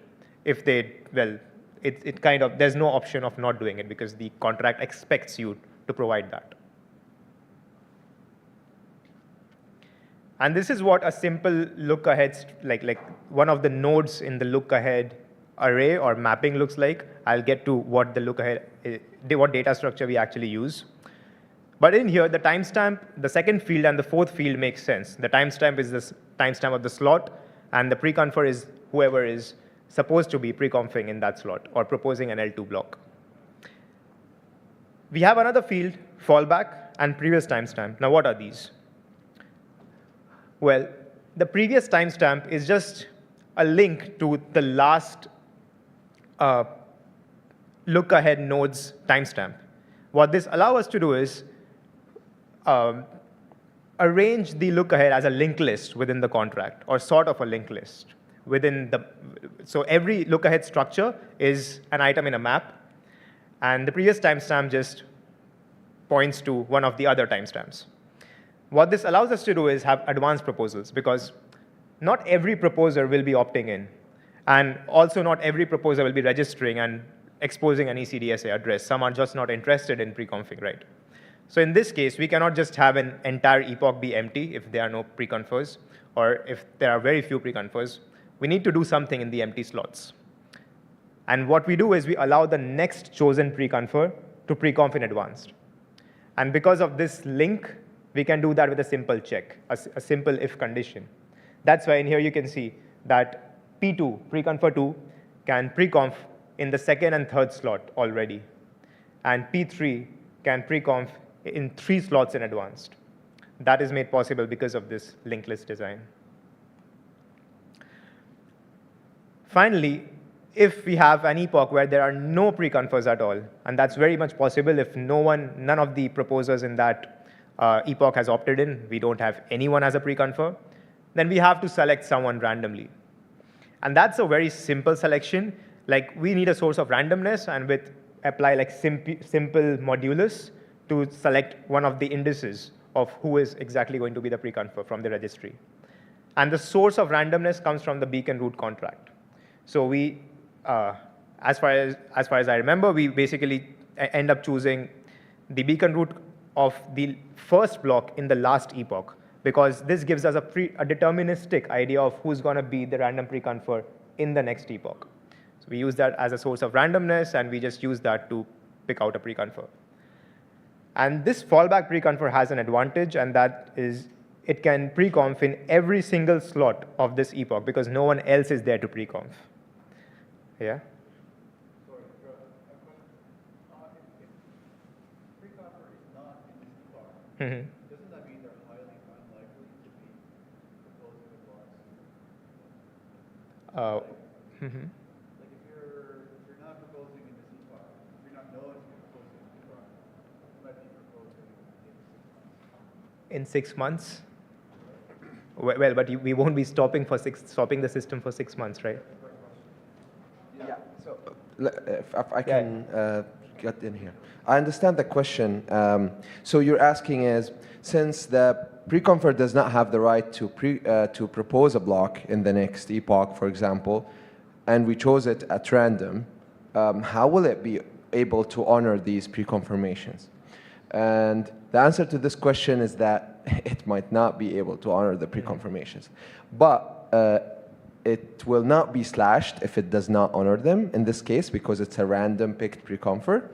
And also, we thought about this like, okay, maybe it shouldn't be providing pre-confirmation, but this would be a very bad UX. So we'd provide the pre-confirmation, we would send them in the P2P on the mempool, and potentially someone will pick them up and include them if the fee is right. And this was like the mechanism that we wanted to do in the beginning. So what Tycho is doing also is that they're using this fallback mechanism to say, okay, if there is a no pre-confer registered in the next epoch, then we are going to propose just to keep the liveness of the chain. And of course, this proposal will go to the mempool and someone will pick it up. But if someone intentionally is censoring these transactions and there is no mechanism to force the builders to include them, then they will potentially not be embedded in time. Yeah. Thank you, Ahmed. And one thing to note is that throughout this POC, we have never touched the Tycho contracts, although eventually we might to add that delayed inbox. But in here, we have tried to not mess around with the Tycho contract, and what our task manager does is it simply routes the blocks that are being proposed over to Tycho contract. So because of this, the prover architecture doesn't have to change. That's the best part. Nothing in the prover has to change, and the proposer also needs very minor modifications because the original contracts of Tycho have barely been changed. Go ahead for the next step. Thank you. Thank you. Okay, so now we're going to go back to the pre-confirmation loop that we discussed, that every 3 seconds we go and in a bit more details. I hope this clicker works. Okay, I'll just stand here. All right. So first, we start with the normal event loop for Tycho. So what Tycho does is that once every L1 slot, it pulls the pending transactions from the mempool. Tycho proposer goes and forms the block and then pushes it through the blob to the rollup inbox contract through the proposed block function. Very simple, straightforward. What we have with the pre-confing solution is the following. So we have the pre-conf node every 3 seconds requesting from the Tycho proposal a batch of transaction. Tycho proposer goes and fetches those batch of transactions from Tycho get and forms a batch, gives that batch to the pre-conf node, and The preconf node then goes and then pushes this transaction to the P2P, like we said, the batch of transactions to the P2P. And of course, this also only happens after it made sure that it is the preconfer for this specific, for this slot and or an upcoming slot that is very near. So this is the new loop. Okay, all right. So what do we sign when we provide the pre-confirmations through P2P? What's the signature? So the structure that we use is we use the block ID because we need to commit to a specific block height, or that preconfer could potentially sandwich transaction if it wanted to, if we don't commit to a specific block height that it needs to propose this batch at. Also the chain ID in case we have like multiple chains, and transaction list hash, which is basically just a hash of the RLP encoded transaction list. And I see there are some hands for questions. Yeah, go ahead. You have the mic. It's fine. Just raise your voice. 3 seconds. Yeah, so 3 seconds was like just a conservative random number that we chose at this point because we weren't sure how fast the system would be, the latencies, all of that. What we're going to be working on later, as we will see in one of the slides, is like getting that number lower and seeing how it's going to behave and how will it work. We will talk about that in later slides. Okay. So this works here. Okay. Yeah. So the pre-confirmation structure, we saw it, and then there is the pre-confirmation object that is sent on P2P, because the pre-confirmation structure is the one that can be pushed as a proof for fraud proof. But here, we need to, when we are pushing the pre-conf batch on P2P, we need more details. That one is not enough. So we have the block height and the pending transaction list, the whole list, and the pending transaction bytes. I'm not entirely sure what that is for, and the proof of the pre-conf message. And this is what ends up being sent exactly in the P2P. And the reason we need the batch of transactions is because we need all the other pre-confers or all of the other participants in the network to be able to advance the head with this batch of transaction. And we also need them to be aware of this, so when their role of pre-confing comes along, they know that, okay, these transactions had been already pre-confed and potentially will be proposed in the next L1, in the previous L1 block before we start pre-confing ourselves. Yeah. So when a pre-conf node receives the batch of transaction from the P2P, once it has been pre-confed, currently the way it works in Tycho before the pre-conf is that we get an event, which is called block proposed, from the L1, and that goes, the Tycho driver is basically subscribed to this specific event and advances the head once it receives this event, which means that the user will get a transaction receipt every 12 to 24 seconds. And this is the main point that pre-confirmation, our pre-config solution is trying to alleviate with this design. So now the pre-config node can, once it receives the pre-conf message with the pending transaction list, it can provide it to Tycho driver, and Tycho driver can basically advance the head of Tycho get in around 3 seconds, given that we choose a 3-second confirmation loop time.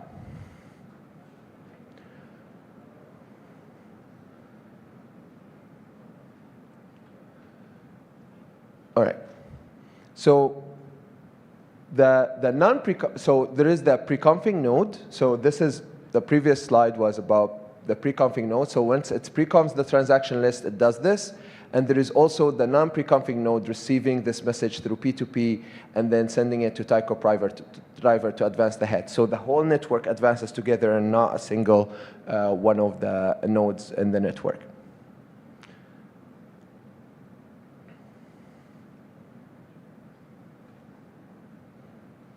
Yep. So we already kind of discussed this. So we have two ways that the preconfer sends his transactions, or the L1 transactions that will basically push the L2 transaction batches.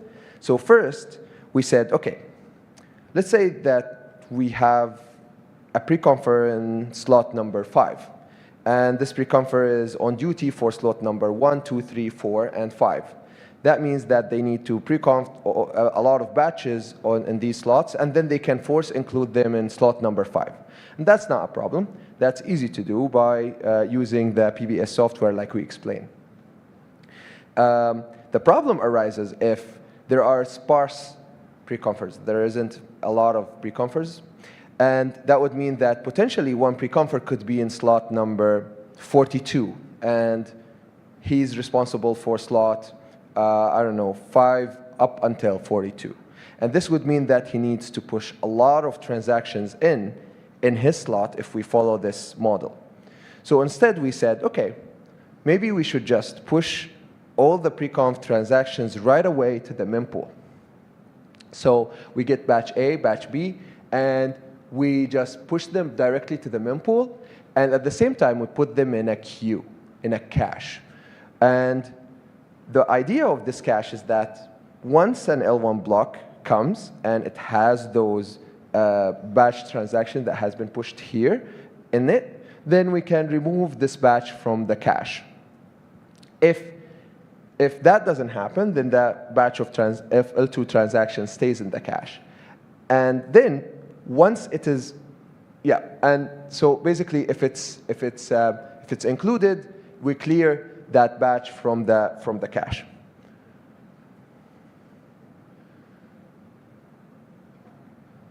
OK. So on the proposal slot, we take the ones that hasn't been included, that we push to the mempool and hasn't been included yet, and we make sure that we push them through the constraints API of Bolt-Smith Boost to be force included by the builder. And then once we receive the L1 block, we have the guarantee from the relayer that these transactions, L1 transactions that contain the L2 transaction batches, are included then in the proposed L1 block.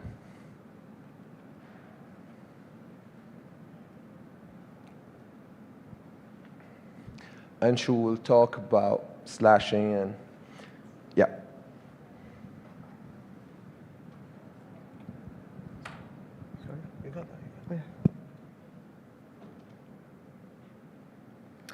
OK. So now comes the pre-confirmation service manager contract, which we haven't spoken about yet.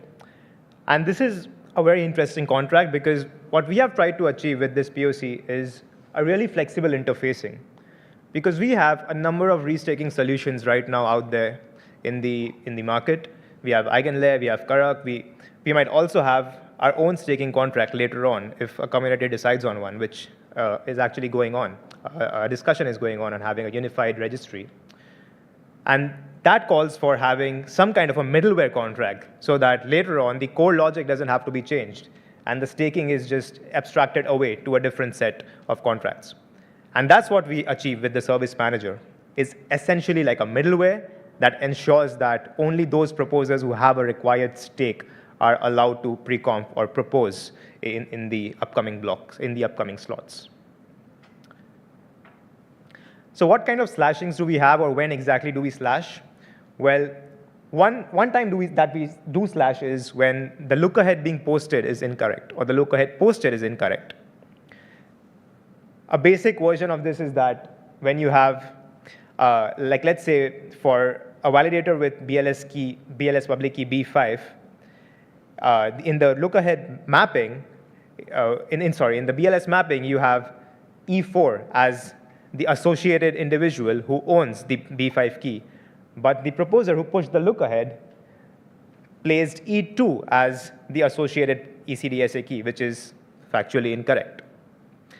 Now, this might look like an easy way to just compare, hey, okay, both of these are not really equal, so why not we slash the person who posted the look ahead? But it's kind of tricky to prove this inequality because we have B5 and E4 from the pre-confirmation registry, but in the task manager, we don't have access to who exactly was the BLS, the validator and its associated BLS key for the current slot or any slot that is incorrect. We don't have that information in a simple way. And what we need to do is we basically need to have this kind of a match that, okay, B5 from the pre-confirmation registry and B5 in the current slot, both of them have different ECDSA keys. And then based on the basis of that, we slash the poster of the look ahead. So, well, there is a way to do that, and I kind of have to make a correction on my previous statement that there is no connection between the consensus layer and execution layer. Well, there is, but it's kind of a complicated connection. And that's through the beacon block route, which I think Emma touched upon briefly.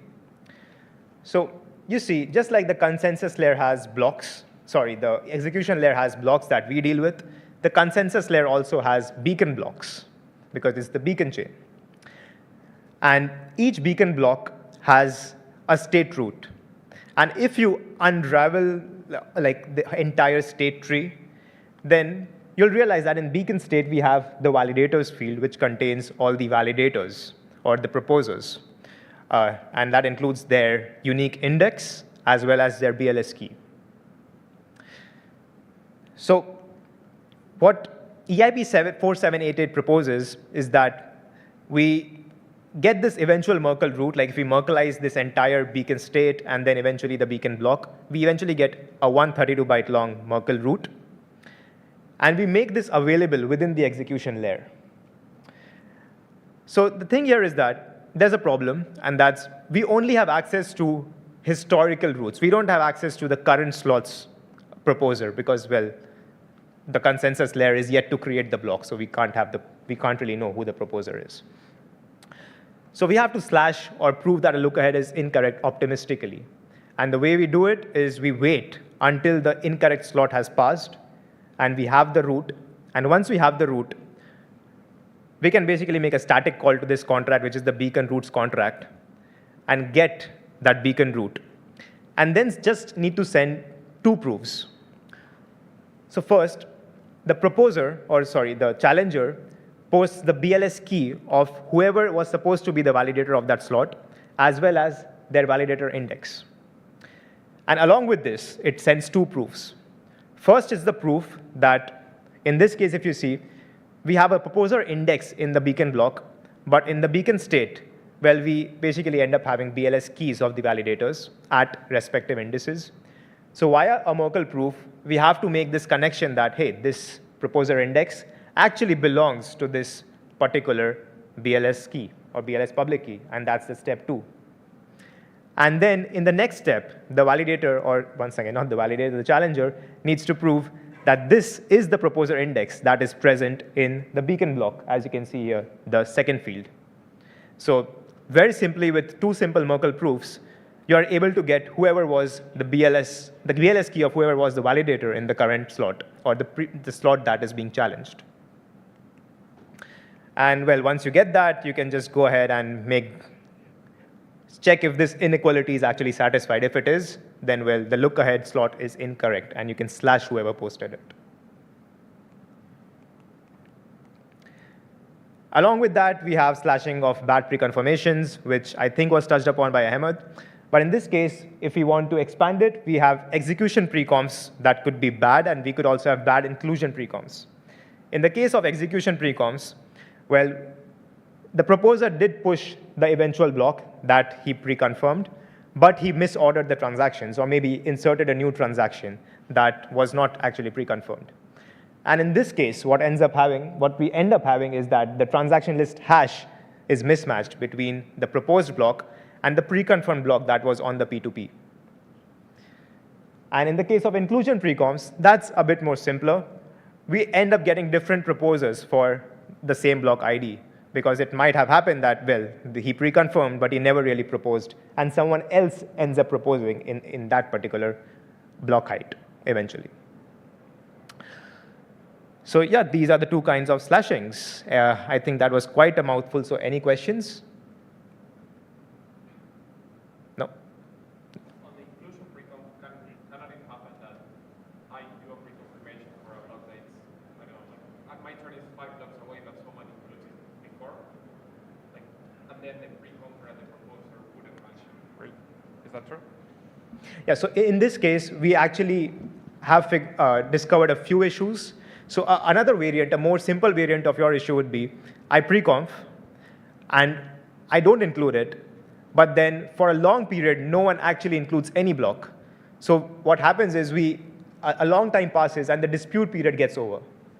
So even though there is no pre-confirmation, there is a pre-confirmation, but there is no associated block. Like the block ID has never really progressed on chain, and that's an issue. But you can't really prove the incorrectness of this. So we have a way of doing that, and so we might have to go back to, so let's say this is like the slots, okay? So whenever a pre-confirmation is being made, we also include a look-ahead pointer, which basically points to which slot in the look-ahead am I pre-confing for. So in this way, what we have to do is we have to make a connection between the pre-confirmation and the proposed block via the look-ahead. I think now that answers your question, because if we have that look-ahead pointer, that basically states which look-ahead slot have we made the pre-confirmation for. And if it lands at a different time on the L1, we can make the inequality. Okay, but is it possible that I pre-confirm something and someone includes it because they are a proposer before me? Or that can happen because they would be pre-confirmers for that slot before, so that I wouldn't be able to even include this as part of the pre-confirmations. I don't know if that makes sense. I mean, not really, because you are because the proposer is once again this is advanced proposals. I mean, you just put it in, you just release it in the public mempool, yeah. And it might happen that the proposer does not include it, but then your slot will be coming in. So if you go back to this slide that Ahmed presented, in this case, when your slot comes in, you clear all those pending transactions that have never been included because the proposer didn't want to include, but your slot has now arrived. So you pick those transactions, and you force include it via the inclusion list through the PBS pipeline. Yeah, the other answer to this question is that the previous pre-confer cannot, the previous slot, if you're talking about, if this slot is for pre-confer 2 to pre-conf at, the pre-conf 1 cannot then go and push transactions there. Every slot has an assigned pre-confer, and only a specific pre-confer can push transactions or batches in those slots. So the contract will just ignore any batches that arrive from pre-confers that are not assigned to these specific slots. Okay, perfect. Any more questions? No? I think we can touch upon the future work now. Yeah. All right. So first, we start with soft blocks. So currently, what we do when we advance the head is that we push a whole full block to Tycho Geth. And in this way, what ends up happening is that it goes and lands in the canonical chain, and this is normal. And this is why those transactions are then removed from the mempool. So when you propose the next block, they don't get included twice. So that's one thing. The problem with this approach is that when we are proposing these blocks at the end on L1, we need to propose multiple blocks. So for example, if I pre-confirm in every L1 slot around 4 batches, then that means that I have to make 4 proposals on L1. And this is costly. Proposers and verification of these blocks is costly. For a block proposal, it costs around 200,000 gas, Anshu, right? Yeah, give or take. Yeah. And around 400 for verifying the ZK proof for a single block, give or take as well. Could be a bit more than 400, more closer to 500. So every block that we end up proposing is adding a lot of cost for proposal and verification. So what did we end up with is a solution where when you pre-conf, you're going to add the batch to Taiko-Gesh, push it, and then when you push another batch, what ends up happening is that it gets added to the block instead of being, so it gets appended in the block. So what happens is that a new block is formed with the previous transactions that are in the block, and the new transaction batch, and the previous block gets reorged out, and then we include the new block.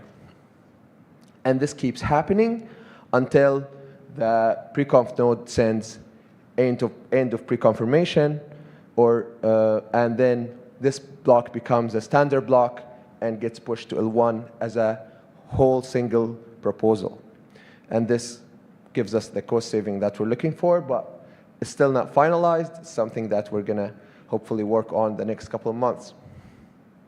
Another thing, like our friend here asked about before, is the slot time for the L2. So currently, we have a constant 3-second block time. And what we're looking for to accomplishing is 1-second block time. And it's not that this is not possible currently. It just hasn't been tried yet. And we're not sure what limitations we're going to hit with the P2P, etc. Yeah. And then in the last one, I think you will talk about it. Yeah. So when I was talking about the pre-confirmation service manager contract, I said we are trying to make it like a middleware so that as and when we want to change the restaking service or the staking service, we can just swap it out and use a new one. And in regards to that, the community is planning to launch a universal pre-confirmation registry. So chances are there will be many more based rollups down the line, not just Taiko. And when you have so many based rollups, it could be the case that one proposer wants to propose or pre-conf for multiple based rollups, but it doesn't really want to register continuously because that will cost him a lot of gas. And also, it won't be that credibly neutral because might be the case that every rollup starts up its own staking service. And that's not reasonable for the proposer, and that's a waste of ETH, not a good use of collateral. So in this case, there will be a universal pre-confirmation registry where any proposer who wants to become a pre-confer can go in, register the BLS mapping instead of being in the protocol-owned registry. It will be here in the universal pre-confirmation registry. Along with that, so the slashing condition opt-in, this is a very important aspect. So the rollup protocol, like whether whoever makes another based rollup, might want to have their own set of conditions based on which they want to slash. So maybe they don't want to slash inclusion preconfs. They want to just slash execution preconfs. So they can define their own slashing conditions and then only have those proposers who have opted into these slashing conditions be pre-confers for their rollup. So yeah, this is still an ongoing discussion in the community, and eventually we will be speccing it all out and releasing it, but yeah, it's going to be a while. Well, that's it. Thank you so much.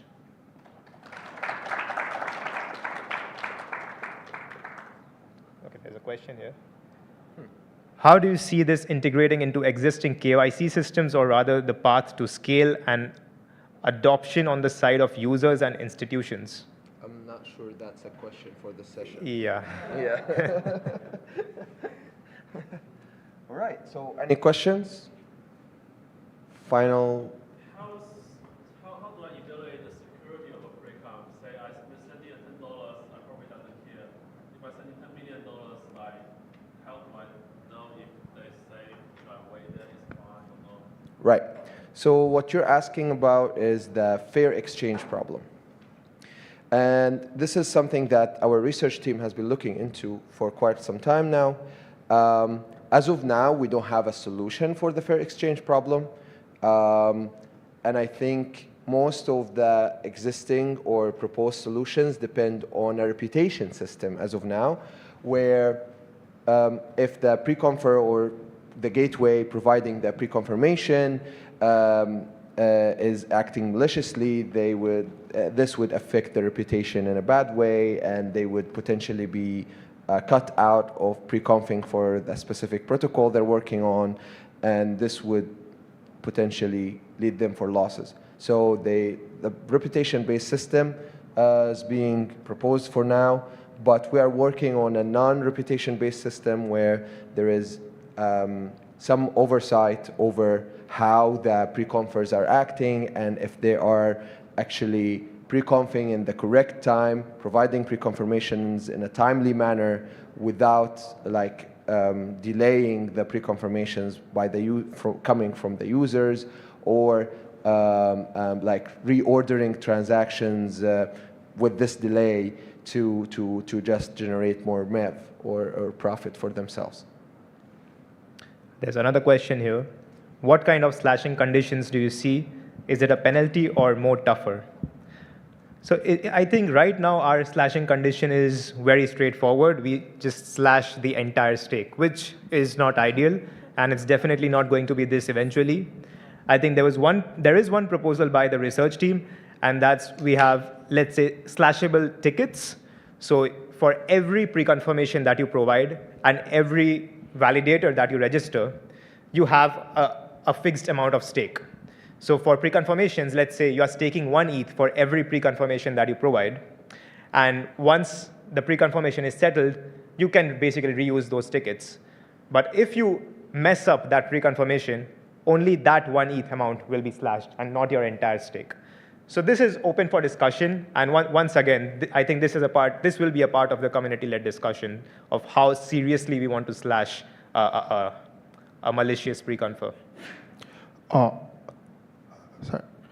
How do you think distributed validator technology fits into your pre-confirmation design? Do you think it could make it much more secure? Or have you guys looked into that?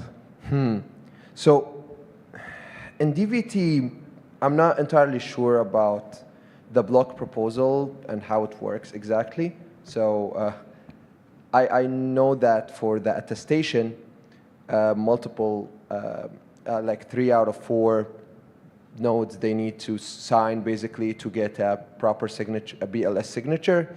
And I think it's kind of the same for the proposal, but I'm not sure how they choose which one of the nodes is the one who's responsible for forming the block. So honestly, no, we have not looked into how DVT would interact with this protocol at this moment. Because also DVT does not form a significant share in the market of proposers as of now. So it might not make sense for us to look into it in a serious manner. But potentially, if it becomes more popular, then yeah, this would make sense. Do you have any website for network metrics? How many validators are subscribed to this kind of stuff? Are you measuring live or? I mean, this is not yet on mainnet because firstly, we don't even have the pre-compiles yet. We need to have the Pectra upgrade. So it's running on testnet, on Helder testnet. Have you heard of Helder testnet? It's a devnet, which was released during ETHCC. So Taiko already has not the final version, but one of the intermediate versions running on Helder, providing pre-confirmations. But once again, that's a devnet, so it's only the validators that Taiko is running. But yeah, this was tested using 300 validators, and it worked great. Yeah. Okay. Thank you.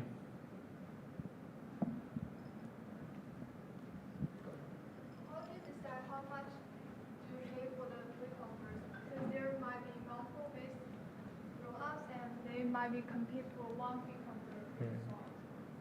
pre-confer. If you can speak to the mic, because I didn't hear half of what you said. Yeah. How do you decide how much you pay for the pre-confers to propose the rollup blocks? Because there might be multiple base rollups and for the slot, and they might be compete for the same pre-confers. So for the payment, we have lifted up for the market. And because we decided that the priority fee will be used, then basically the pre-confers will just not pre-confirm transactions that are not profitable.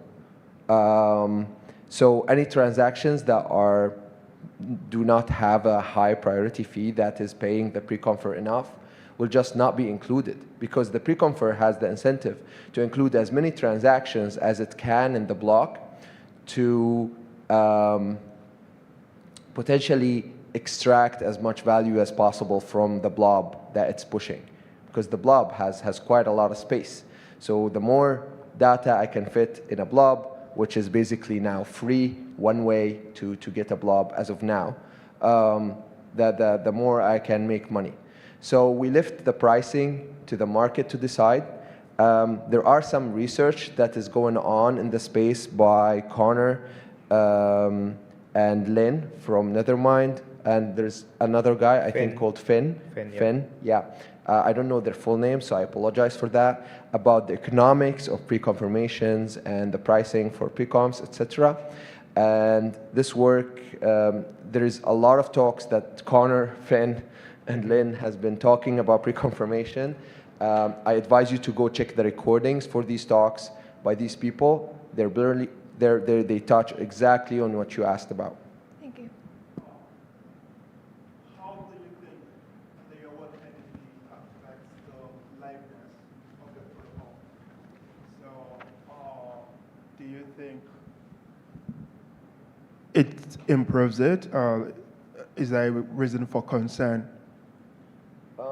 Personally, like MEV or not MEV, the protocol works with local built blocks and also works with forced inclusion through PBS pipeline.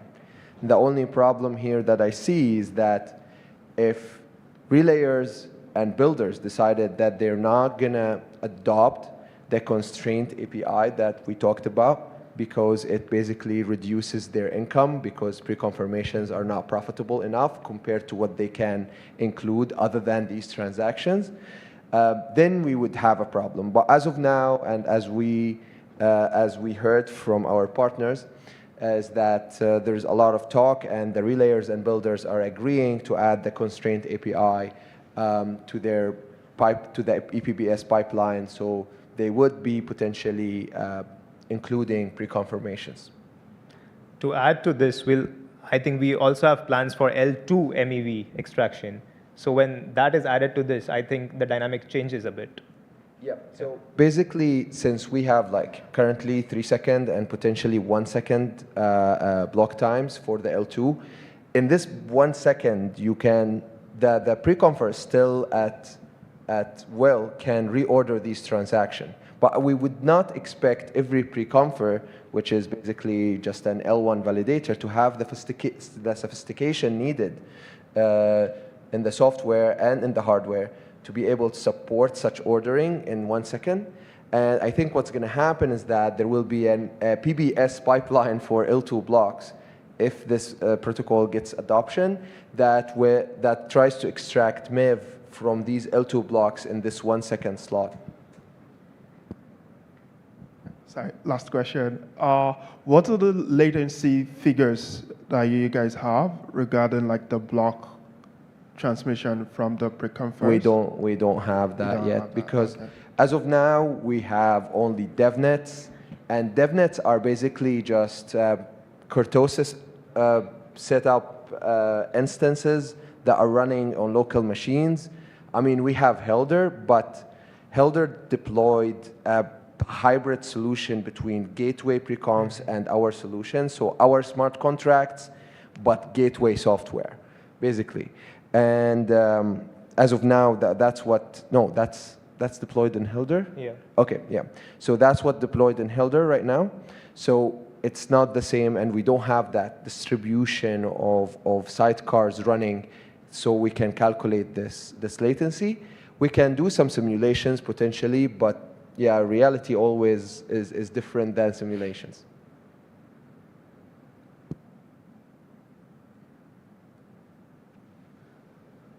Do we have more questions?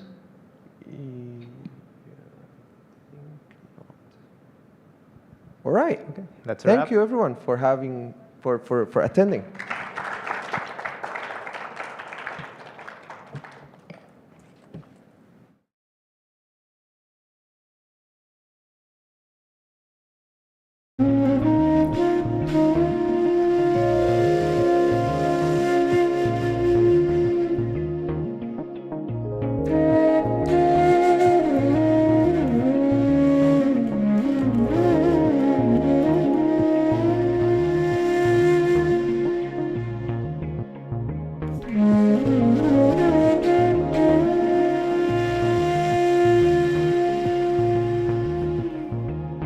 Mm-hmm.